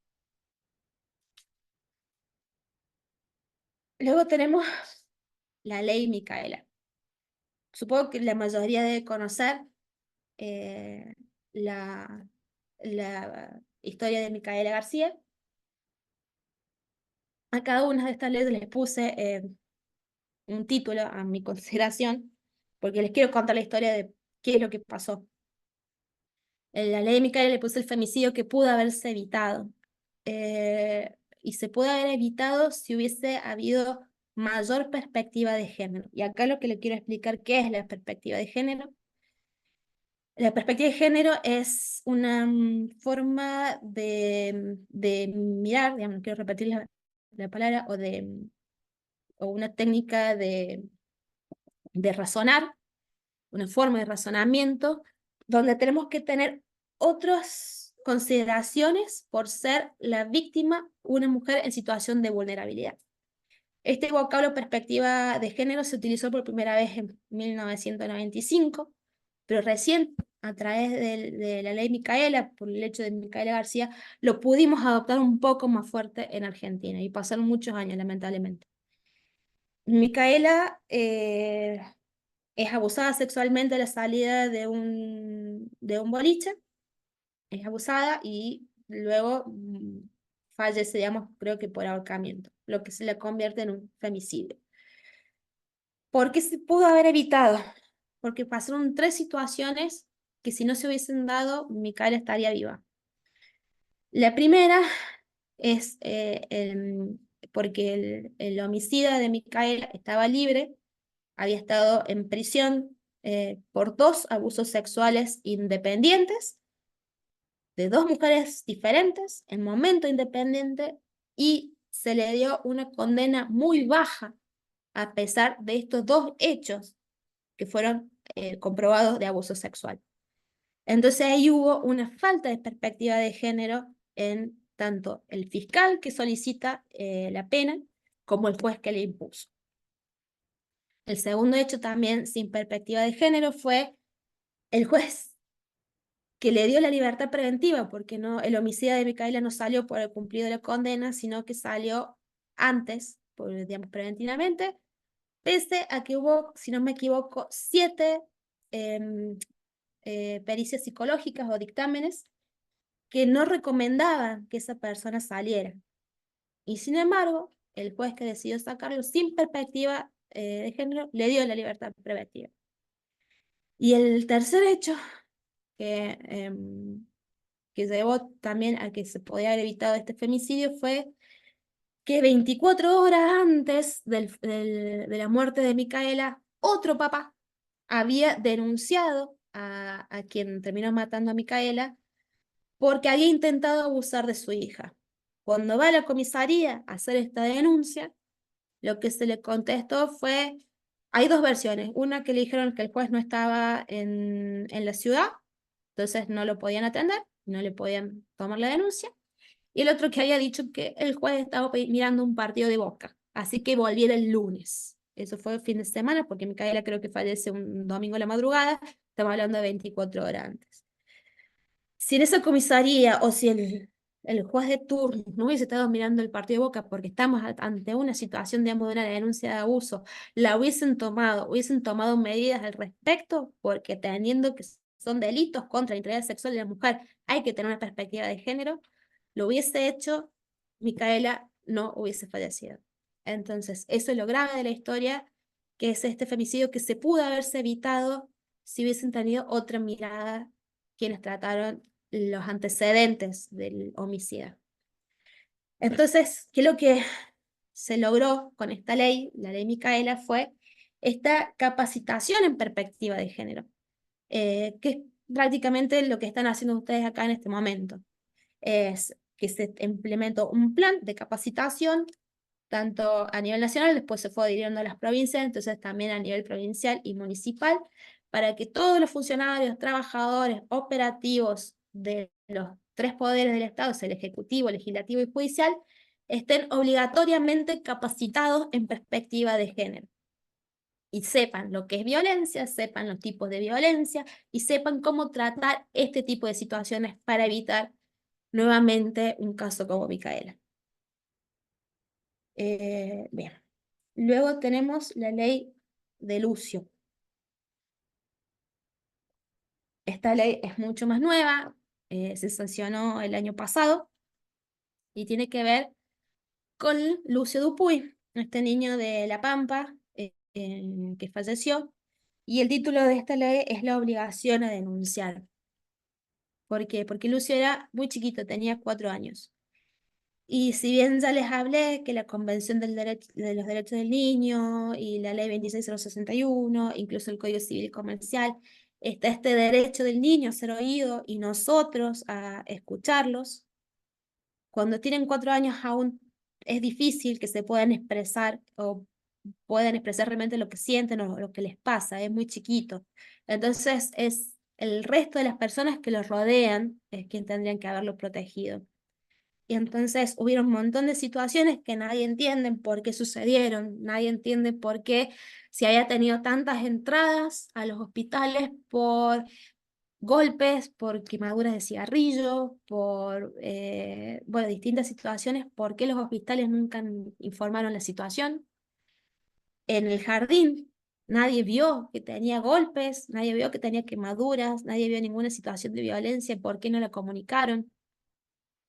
Este niño estaba, primeramente tenía la guarda provisoria la tía, y aparentemente la tía sufría amenazas por parte de la madre, se cansa de las amenazas, y entonces decide acordar, se llegaron a un acuerdo con la madre, ni siquiera pelearlo, llegaron a un acuerdo con la madre para otorgarle la guarda nuevamente, o sea, lo que sería el cuidado, a su mamá. Esa tía que sabía que esa mujer era violenta, ¿por qué no lo manifestó ante el juzgado para que se puedan tomar otro tipo de medidas? Esa es la historia de Lucio, que nadie, absolutamente nadie, habló por él, porque pese a que él tenía el derecho a ser oído, él no lo podía expresar, y quienes lo rodeaban y tenían la obligación de expresarlo por él no lo hicieron. Entonces, a raíz de esa situación es que nace la ley Lucio, que lo que hace es, también es una red federal de capacitación, similar a la de Micaela, pero la capacitación está relacionado con el derecho a las infancias, enfatiza mucho este derecho, deber de informar, sobre todo, como le dije en un principio, a los centros de salud, a los centros educacionales, y sobre todo a promover metodologías y espacios que garanticen la escucha del niño. Si bien Lucio no podía expresarse, a lo mejor por la edad, porque yo he intentado tener audiencias con niños de 4 años y es muy complicado mantener una conversación porque a veces no se expresan bien o no entienden lo que uno le está preguntando.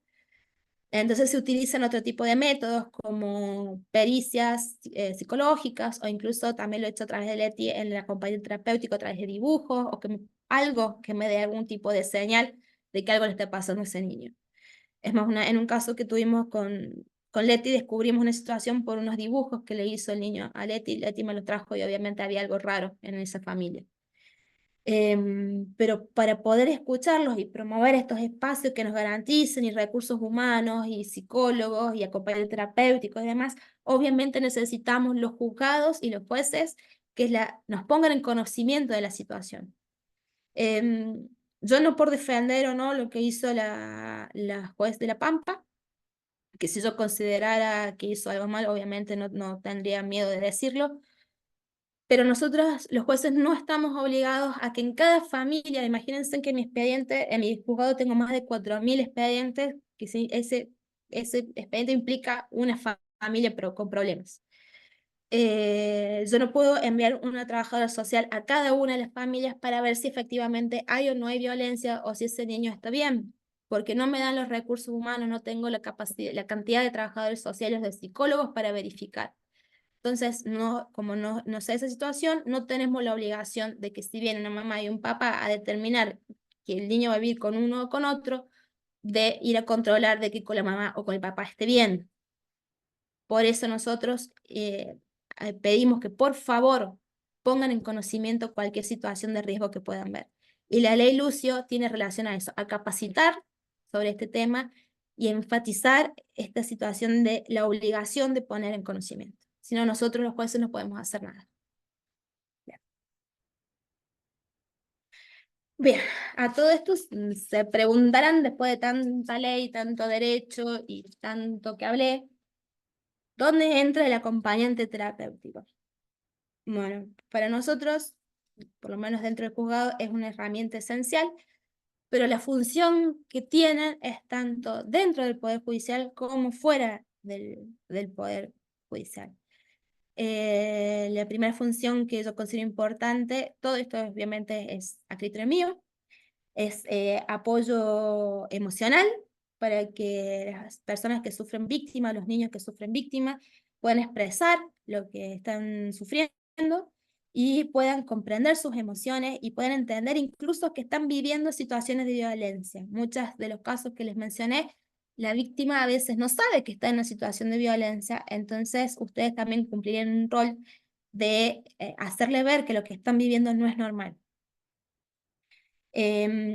Otra función que es muy útil, que es el acompañamiento en el acceso a recursos, porque muchas veces las víctimas de violencia necesitan acceder a recursos tales como refugios o servicios legales o psicólogos, atención médica, y no saben a dónde concurrir. Entonces, ustedes son esenciales a la hora de conectarlos con esos recursos, que tengan conocimiento a dónde pueden concurrir, a qué hospitales los pueden, en qué hospitales pueden recibir o pueden tener acceso a tratamiento psicológico gratuito, porque lamentablemente hoy los colegios de psicólogos permiten a todos los psicólogos que cobren un coseguro por más que tengan obra social. Entonces, ese coseguro no lo pueden pagar. Entonces tienen que saber a dónde remitirlos o a dónde enviarlos para que puedan tener un tratamiento psicológico que sea gratuito. Hay una ley que incluye al tratamiento, al tratamiento, digamos, integral a las víctimas de violencia, entre ellos tratamiento psicológico obligado a ser cubierto por las obras sociales, digamos, como la prestación obligatoria. Desconozco si efectivamente se está cumpliendo y yo creería que si están en una situación de violencia no debiera ser cobrado un coseguro y la obra social facilitarles quiénes son los profesionales a los que pueden concurrir sin que se les cobre este coseguro. Luego tenemos lo que es la promoción de la autonomía y la toma de decisiones. Esto tiene que ver con la ayuda al empoderamiento y a poder tomar nuevamente decisiones difíciles en su vida, sobre todo la decisión más difícil que la de denunciar o de irse de un lugar de violencia. Entonces, una de las formas de erradicar la violencia, como les dije, es el empoderamiento. Tanto tratamiento psicológico como ustedes acompañarlos en todo este proceso.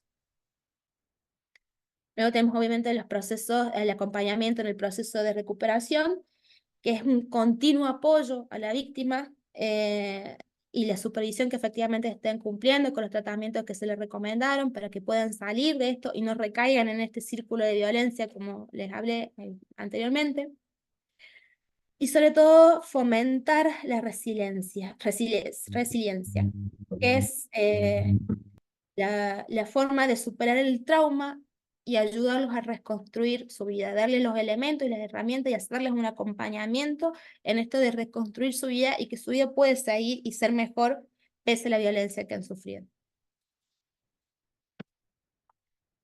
Bueno, acá este es un texto muy largo, pero lo vamos a resumir, que hay tres cuestiones importantes, es que de los acompañantes terapéuticos es primero que se trabaje de manera interdisciplinaria, en lo que es en el área de acompañante terapéutico del Poder Judicial, Leti está en forma constante con psicólogos y trabajadores sociales, para que abordar esta temática, incluso para los jueces, tiene que ser siempre interdisciplinariamente, tanto con abogados, como dije, psicólogos y demás profesionales, para que se colabore en un análisis y un acompañamiento desde distintos ámbitos en relación a la víctima. Es importante que estén en constante capacitación, como la están haciendo ahora, capacitarse en todos los temas de violencia, y sobre todo poder capacitarse y saber cómo actuar ante una situación de violencia. Y sobre todo es importante que tengan la sensibilidad que amerita este tipo de situaciones y sensibilidad que a veces los jueces no podemos tener porque tenemos que tratar las causas de manera objetiva, más allá de que somos humanos y las situaciones nos afectan, tenemos que hacer todo lo posible para que no nos afecten y poder, digamos, tomar las mejores decisiones. Entonces, Leti siempre ha sido la parte sensible en estas situaciones, en lo que es muchas veces situación dolorosa, como sacar al niño de unos padres que a lo mejor lo aman al niño, pero porque tienen problemas de adicciones no son capaces de cuidarlo. Entonces eso el niño no lo comprende y tengo que quitarles provisoriamente el cuidado de ese niño para otorgárselo a unos tíos hasta tanto ellos se recuperen. Y yo tengo que tomar la decisión y tengo que ser fría y objetiva. En esos casos ha sido Leti la que me ha dado la parte sensible y me ha ayudado con el manejo de los niños y ver cómo hacemos ese traslado o esa transición de la mejor forma posible para que el niño no sufra y comprenda lo que está sucediendo. Uy, bueno, esta fotito me quedó muy fea, pero es algo que quiero que se vea y es algo que se utiliza mucho en violencia, que se llama el iceberg de la violencia. Y como todo iceberg tenemos la parte que se ve y la parte que no se ve. Lo que se ve es obviamente lo más evidente, que son los femicidios, las agresiones físicas, la violación, gritos, amenazas, insultos, etc. Eso es fácil de visibilizar y es fácil de determinar que una persona es víctima cuando tiene esto. Pero hay un montón de otras cuestiones que no vemos, que son las humillaciones, el control, los celos excesivos, el lenguaje sexista, el chantaje emocional, desprecio, que no lo vemos. No solamente no lo vemos nosotros, sino que no lo no lo ve la víctima. Entonces es ahí donde tenemos que estar más atentos e intentar que esa persona que lo sufre lo pueda ver y pueda pedir ayuda. Y bueno, sobre todo, como frase final, que ante cualquier hecho de violencia, nunca dejen de actuar y por supuesto nunca, pero nunca se queden callados. Y tienen miles de formas, miles de herramientas para poder poner en conocimiento una situación de vulnerabilidad o una posible situación de riesgo o una posible situación de violencia. Muchas gracias. Bueno, si alguien tiene Gracias, alguna Doc. duda o algún Muchas comentario. gracias por la clase. Gracias, gracias. La verdad que riquísimo, riquísimo todo lo que nos ha contado, doctora. La verdad que muy claro y a mí no deja de atravesarme la situación de la que acabas de contar porque fue difícil, fue la primera vez que detrás de bambalinas te vi tan atravesada por ese caso y que también ahí es cuando el acompañante está al lado de la jueza también, porque ante los demás es la Pepita la pistolera, la doctora, pero es un bombón, un dulce caramelo. Y son situaciones en donde en familia, cuando pasa este tipo de casos, cuando suceden este tipo de casos, realmente tenés que tener una fortaleza y, como ella dice, una frialdad para tomar una decisión de... Porque el nene le agarraba las manos, me agarraba las manos a mí y decía, por favor, Leti, por favor, que no me separen de mi mamá. Y ella lo estaba escuchando y lo tuvo que separar. Y hoy está muy bien el niño y, bueno, se le hace el Sí, seguimiento también. sí, A ahí mí, bueno, aplicamos un montón de medidas, más allá que tuve la decisión que como ella me vio atrás de bambalinas, porque sí estaba fuerte la audiencia y tomando las decisiones, llegó un momento en que yo me metí en un pasillo y me agaché, porque uno siempre tiene el miedo de si está tomando la decisión correcta o no. Y son un montón de cosas que no vienen a la cabeza, pero vos sabés, con miedo o sin miedo, la decisión la tenés que tomar porque ya y tuviste como este trabajo interdisciplinario, informe de psicólogos, informe de trabajo social, informe acompañante terapéutico que te decía que estaba todo mal. Y el niño amaba a sus padres, pero obviamente los padres no lo estaban cuidando. Para que sepan la situación con este consumo problemático que tenían los progenitores, no habían pagado luz, no había gas, estábamos en invierno, el niño comía chisitos y pancho todos los días.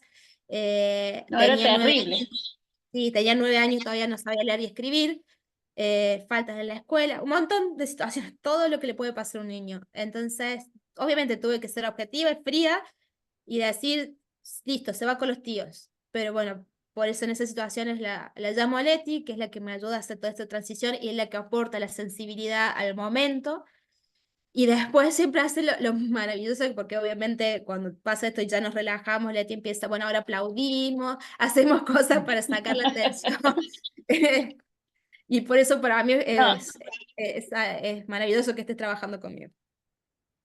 ay, Juanita, no, lo lindo como yo les he comentado, ya hemos tenido a la doctora Yunta y a la doctora Belén Villegas, que son de familia, que el poder conversar con ella sobre determinados casos. Hay veces que yo le teatralizo la situación, entonces ella lo entiende de esa manera, porque a lo mejor técnicamente no hay una palabra para decirlo.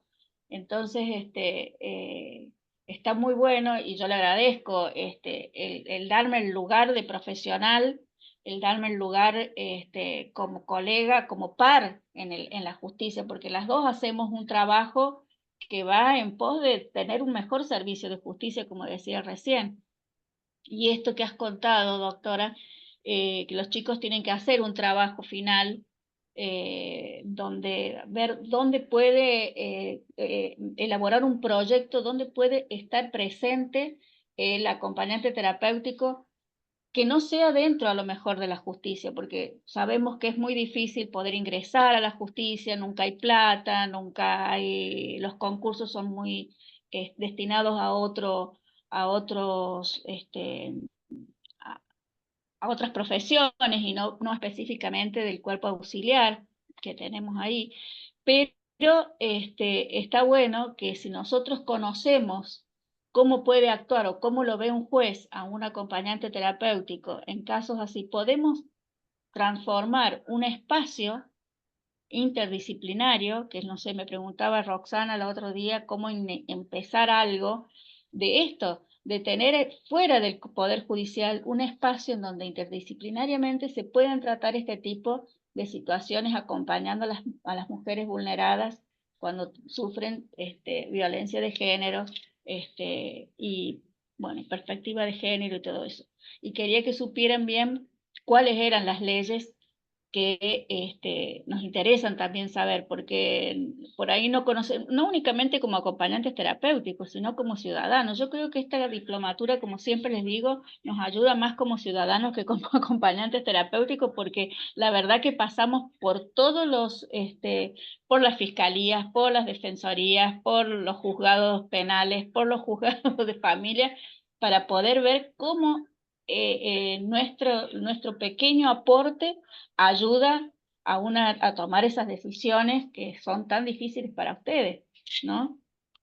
Sí, la verdad, yo antes de ingresar al juzgado no tenía mucho conocimiento del trabajo de los acompañantes terapéuticos. Yo me acuerdo de que a los días que asumí como juez, llegaste a mi oficina, te presentaste, me presentaste el área y dije, listo, ya está, la empecé a usar y fue una de las mejores herramientas. Cualquier situación, por favor, llámeme a la Leti. Y está No, ahí porque haciendo... aparte está bueno porque muchas veces con los otros departamentos están permanentemente trabajando y haciendo informe y todo eso. A lo mejor yo tengo el tiempo suficiente para ir y poder conversar, a pesar de que estoy sola, pero bueno, creería que yo en un futuro, si ya me voy y el área mía desaparece, ojalá que en cada juzgado tenga la posibilidad de incorporar un acompañante terapéutico dentro del mismo juzgado, porque sobrepasa ellas me llaman cuando ya no pueden resolverlo, pero están abocados y tan colapsados por la cantidad de causas que es impresionante. Yo quisiera algún día filmar cómo ese día que estábamos con el niño que justo vino a presentarse un nuevo ministro, la madre gritaba,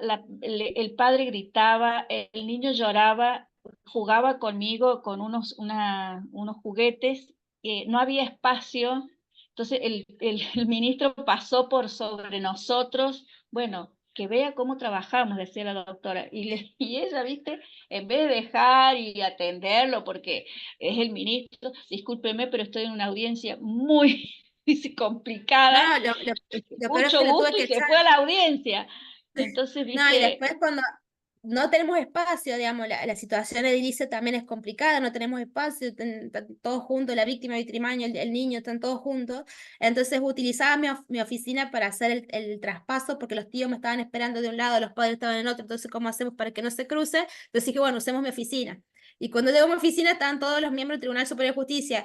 Dije, discúlpeme, un gusto, pero se van a tener que retirar. Y bueno, dije, bueno, después que veré si me despiden o no.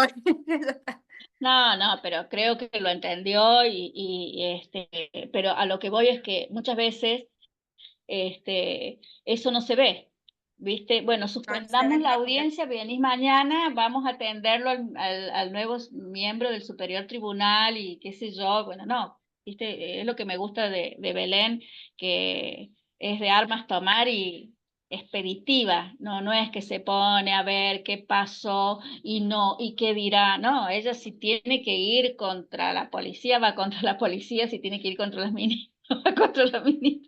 Y como dice ella, bueno, si me tienen que echar, que me echen, pero bueno, me encanta trabajar contigo, te lo digo siempre, y hay veces que le digo, ¿por qué estás enojada conmigo? No, discúlpame, dice, no te quise decir, porque la hablo, yo, viste, como si ella estuviera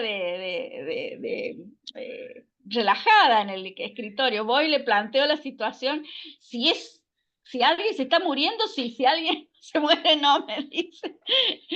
Pero bueno, tratamos de que entre tanto dolor, como les decía yo, el dolor que no se ve es esa violencia psicológica, tratamos de sacar lo más positivo de eso, de todo que es tan negativo. Doctora, no creo que, no y sé, bueno, hay las chicas, otro caso, perdón, otra sí, situación que les quería contar en esto que muchas veces lo que cuesta es que la misma víctima visualice la situación de violencia. Hubo un caso particular que yo tuve, que eran los padres de la mujer que estaba haciendo la denuncia, que decían que su pareja era la violenta, entonces obviamente la cito a la mujer para que ratifique los hechos, para que me cuente qué había sucedido. Ella va a la audiencia y me dice, yo no sufro violencia, yo estoy bien, mi pareja no es violenta, es excelente padre, es excelente eso. Pero nosotros empezamos a adquirir una sensibilidad y vos ya ves, te das cuenta que hay algún sometimiento. Entonces yo le dije lo siguiente, mira, yo te creo, si vos me decís que no hay violencia, no hay violencia, pero yo te voy a contar un par de cositas. Le dije, si a vos no te dejas salir con las amigas, es violencia. Si a vos te controla el celular, es violencia. Si a vos te cela de más, es violencia. Si a vos te hace problemas en el trabajo, es violencia. Le empecé a nombrar cierta situación.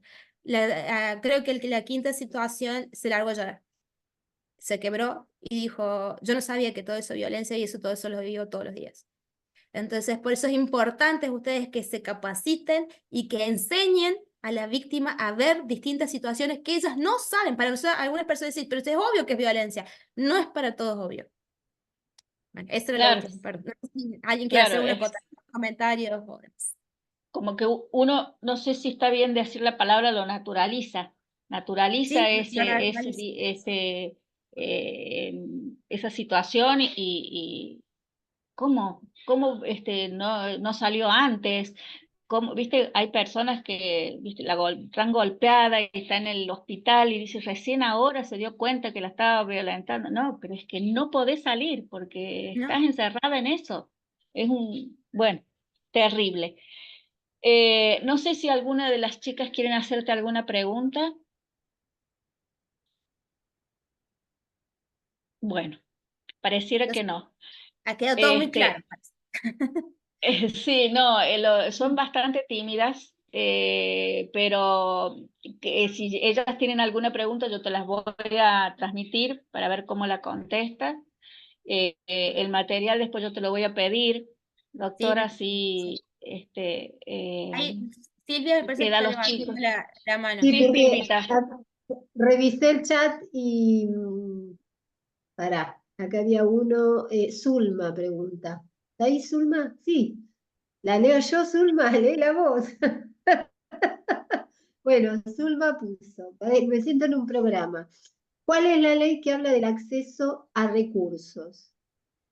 Viste, cuando vos dijiste que estabas hablando de, bueno, ya no me acuerdo, pero Sí, dice los punto recursos 2. tipo como refugios y demás, a eso... bien, bien. A eso. No, porque hablé dos tipos de ley. Hay una que no me puedo acordar el número, es 27.000 y algo, que eso es lo que primero dije, que es esta obligación de las obras sociales, como el plan Eso. básico de integración de la mujer en todo sentido, en la parte médica, psicológica, o sea, incluso el tratamiento psicológico que tiene que estar obligatoriamente cubierto por la obra social. Eso es por un lado, que si no lo hace, bueno, verán si se puede realizar un amparo o no, si esta ley no se cumple.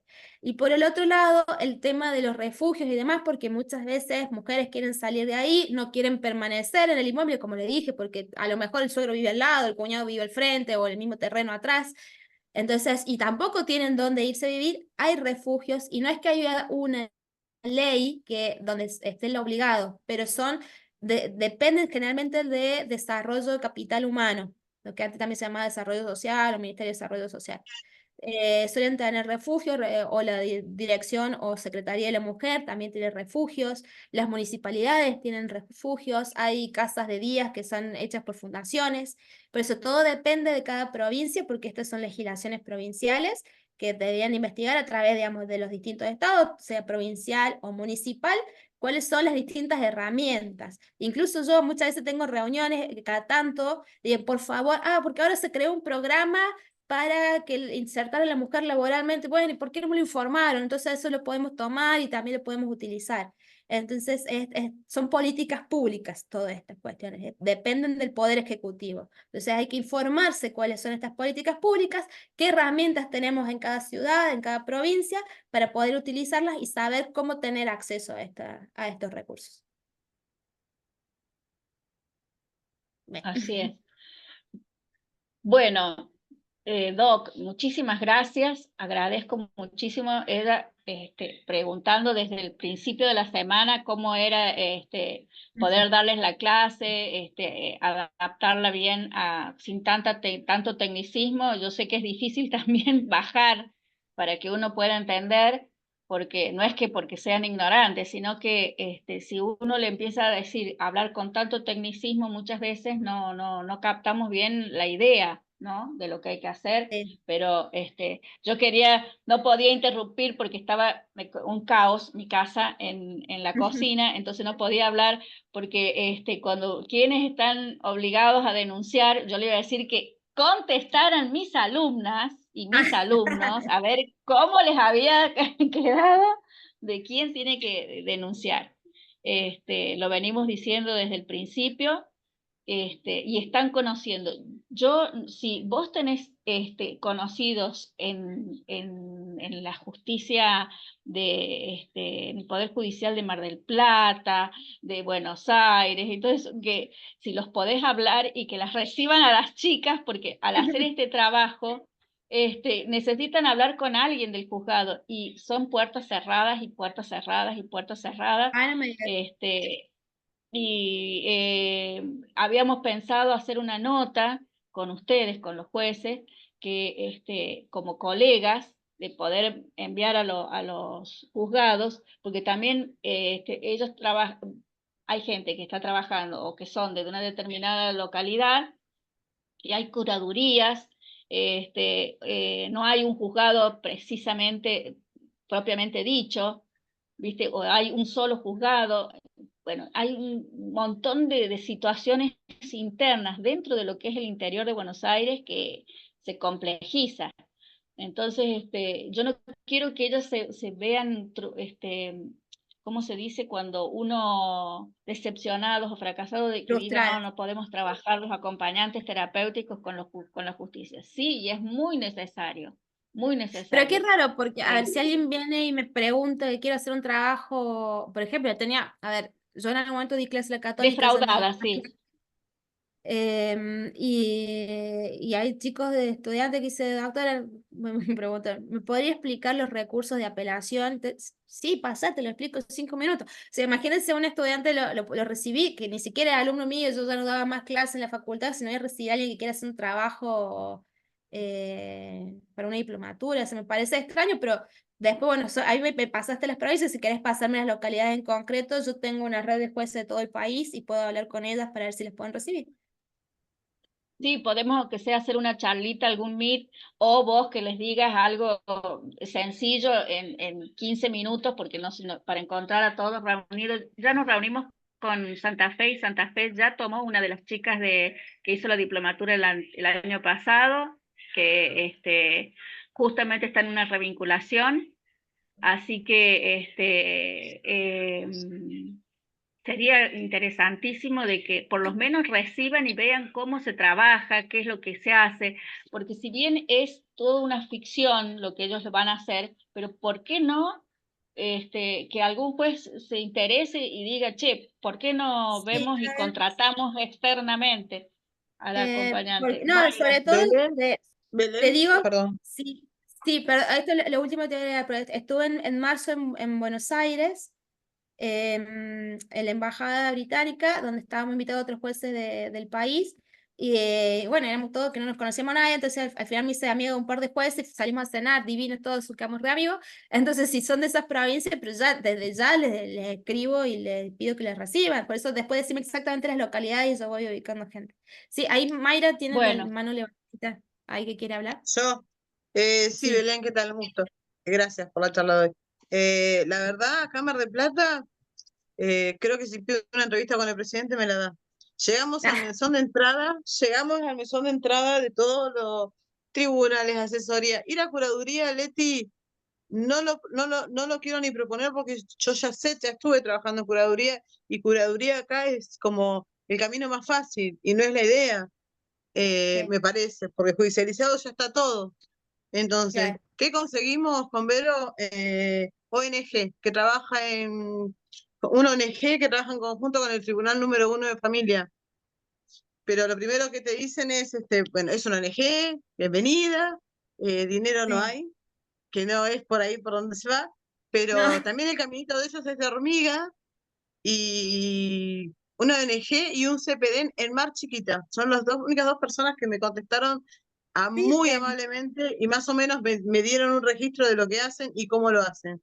Ahora, Sí, yo llegar a un creo que no. tribunal, a un Ay, juzgado, la curaduría sí, la curaduría entrás, pasás, decís, vengo a practicar, hola, ¿qué tal? Te llenan de libritos, lees la historia clínica, ves cómo es, podés trabajar, yo he estado ahí, horrible, pero frío, feo, la justicia no tiene nada que ver con nosotros por ahora, son lenguajes diferentes, eso lo tenemos muy claro, creo que todos los que estamos acá lo tenemos muy claro, pero es como, el ONG cuando yo pregunté me dijeron, la directora del ONG, Punto de Encuentro Familiar, el PEF, está en conjunto con la Universidad de Mar del Plata y a su vez trabaja con el Tribunal 1 de Familia, es hermoso, podría presentar eso como proyecto que también es hermoso. Cuando fui para presentarme como acompañante, dije, ojalá vinieran, ojalá hagamos el dispositivo. Y esa ONG funciona dentro de una universidad privada, de una facultad privada de Mar del Plata, en una oficina donde tienen, una oficina cuando cuenta Leti su oficina es más o menos igual, de 3x3, donde está la sala de juego, donde está la recepción de la dirección y los chicos observan cómo va el encuentro familiar o encuentro de hermanos. Es un dispositivo precioso que también, ellos también me dicen, pero bueno, acá es todo ad honorem, o sea, nos encantaría que la parte de la prevención, porque yo lo que les expliqué era la parte de prevenir, de llegar antes, que el acompañante esté antes ujú. o acompañe en ese momento de Sí, ese encuentro. Y no, mismo ella, que es una mujer muy prestigiosa, Mar del Plata, pues acá llegar a la jueza es, ¿no? otra de las cosas que yo le decía a las chicas, a los chicos, que se anoten como peritos. Cuando ujú. empiecen a ver perito, acompañante terapéutico, a ver qué hace, para qué, Entonces, viste, empezar a visibilizarnos, porque al no tener ley nacional tampoco podemos hacer mucho, pero bueno, yo creo que vamos empezando y recién, este es la cuarta edición de la diplomatura y ya recién ahora han contratado a unas chicas para hacer este tipo de revinculaciones. Ahí estoy viendo que están poniendo localidades, no sé si Leti los podés anotar. Dice Santa Cruz, Catamarca, ahí de Buenos Aires, los lugares. Yo voy a intentar hacer el contacto. La verdad que las jueces con las que yo he hablado de distintos puntos del país han sido muy buenas. Y Es que va a precisamente, llegar al juez, acá llegamos al mesón de entrada. sí, No es que no pero se... ahí estoy viendo una en Santa Cruz, perdón. ¿Qué parte de Santa Cruz? Porque tengo uno de mis mejores amigos que trabaja en tribunales en Santa Cruz. Creo que estaba en Piedra Buena.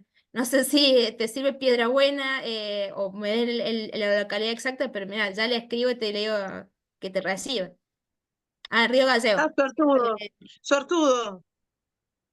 bueno, Río Gallego, yo te juro que ahí le voy a pasar los datos a Leti. Hablo con él. Él en su momento trabajaba en una asesoría. Después creo que trabajó también en una fiscalía. Hoy no sé en qué parte está de tribunales. Si es que sigue trabajando en tribunales porque es medio veleta. Pero si sigue estando ahí, yo lo contacto y le digo que te reciba. Eso es lo bueno de Bueno, haber estudiado en bueno. Córdoba, que tengo amigos en todas las partes del país. Claro, ella estuvo mucho tiempo en Córdoba, por eso también viene con una apertura, porque cada pueblo, cada lugar tiene una idiosincrasia y es como que nos manejamos de una determinada manera. Y al tener otra visión de haber trabajado en otro lugar, litigado en otro lugar, vos venís con otras ideas, con otras... A lo mejor si ustedes vienen a San Luis se van con la cabeza así y dicen, bueno, vamos a hacer esto y esto y esto y esto, porque también es chico, a pesar de que estamos colapsados, pero es a lo mejor la fluidez con la que yo me puedo manejar y hablar con las juezas es también porque nos conocemos, bueno, lo hemos hablado en distintas clases. Capaz que a lo mejor, habiendo tantos juzgados en Buenos Aires, yo no pueda tener esta fluidez que tengo, pero es cuestión también un poco la actitud de la persona, qué sé yo, a lo mejor si no me iba a presentar, la doctora no conociera que existía el acompañante terapéutico en Poder Judicial, porque en realidad estamos hace 8 años, pero hay gente que todavía no nos conoce. No sé. No, pero creo que ya te conoce todos, Leti, de Petróleo. Bueno, chicas, creo que ha sido una clase excelente, hermosa, nutritiva, ha 10 aportado puntos. muchísimo. La verdad, muy contenta porque no esperaba menos. Y bueno, agradecerte una vez más, Belén, por toda esta predisposición y este momentito que nos has dedicado. Lo digo siempre, las chicas me escuchan, otra vez lo va a decir, pero que deja de lado un montón de cosas que está haciendo para estar con nosotros. Así que bueno, yo que más Sí. un orgullo poder presentarles a una de mis juezas que quiero tanto y que trabaja tan bien, la verdad que trabaja muy bien y bueno, convocarte siempre, te voy a seguir convocando hasta que me digas que Sí, no. para mí es un placer.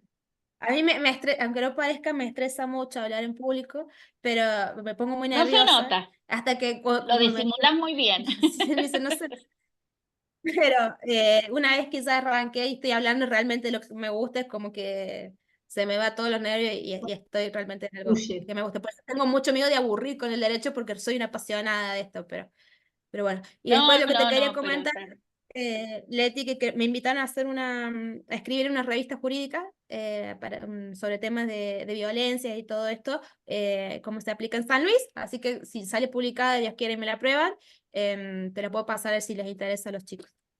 bueno, perfecto. ¿Qué más queremos? Obvio. Bueno, muchísimas gracias, Doc. No, Nos gracias a vos, vemos Leti. mañana porque tendría que ir a verte. Sí. En un momentito tengo que ir a verte. Te mando Bueno, Gracias. un beso a todos y muchas nos vemos en gracias la a todos. próxima clase. Muchísimas Chao, chao. gracias.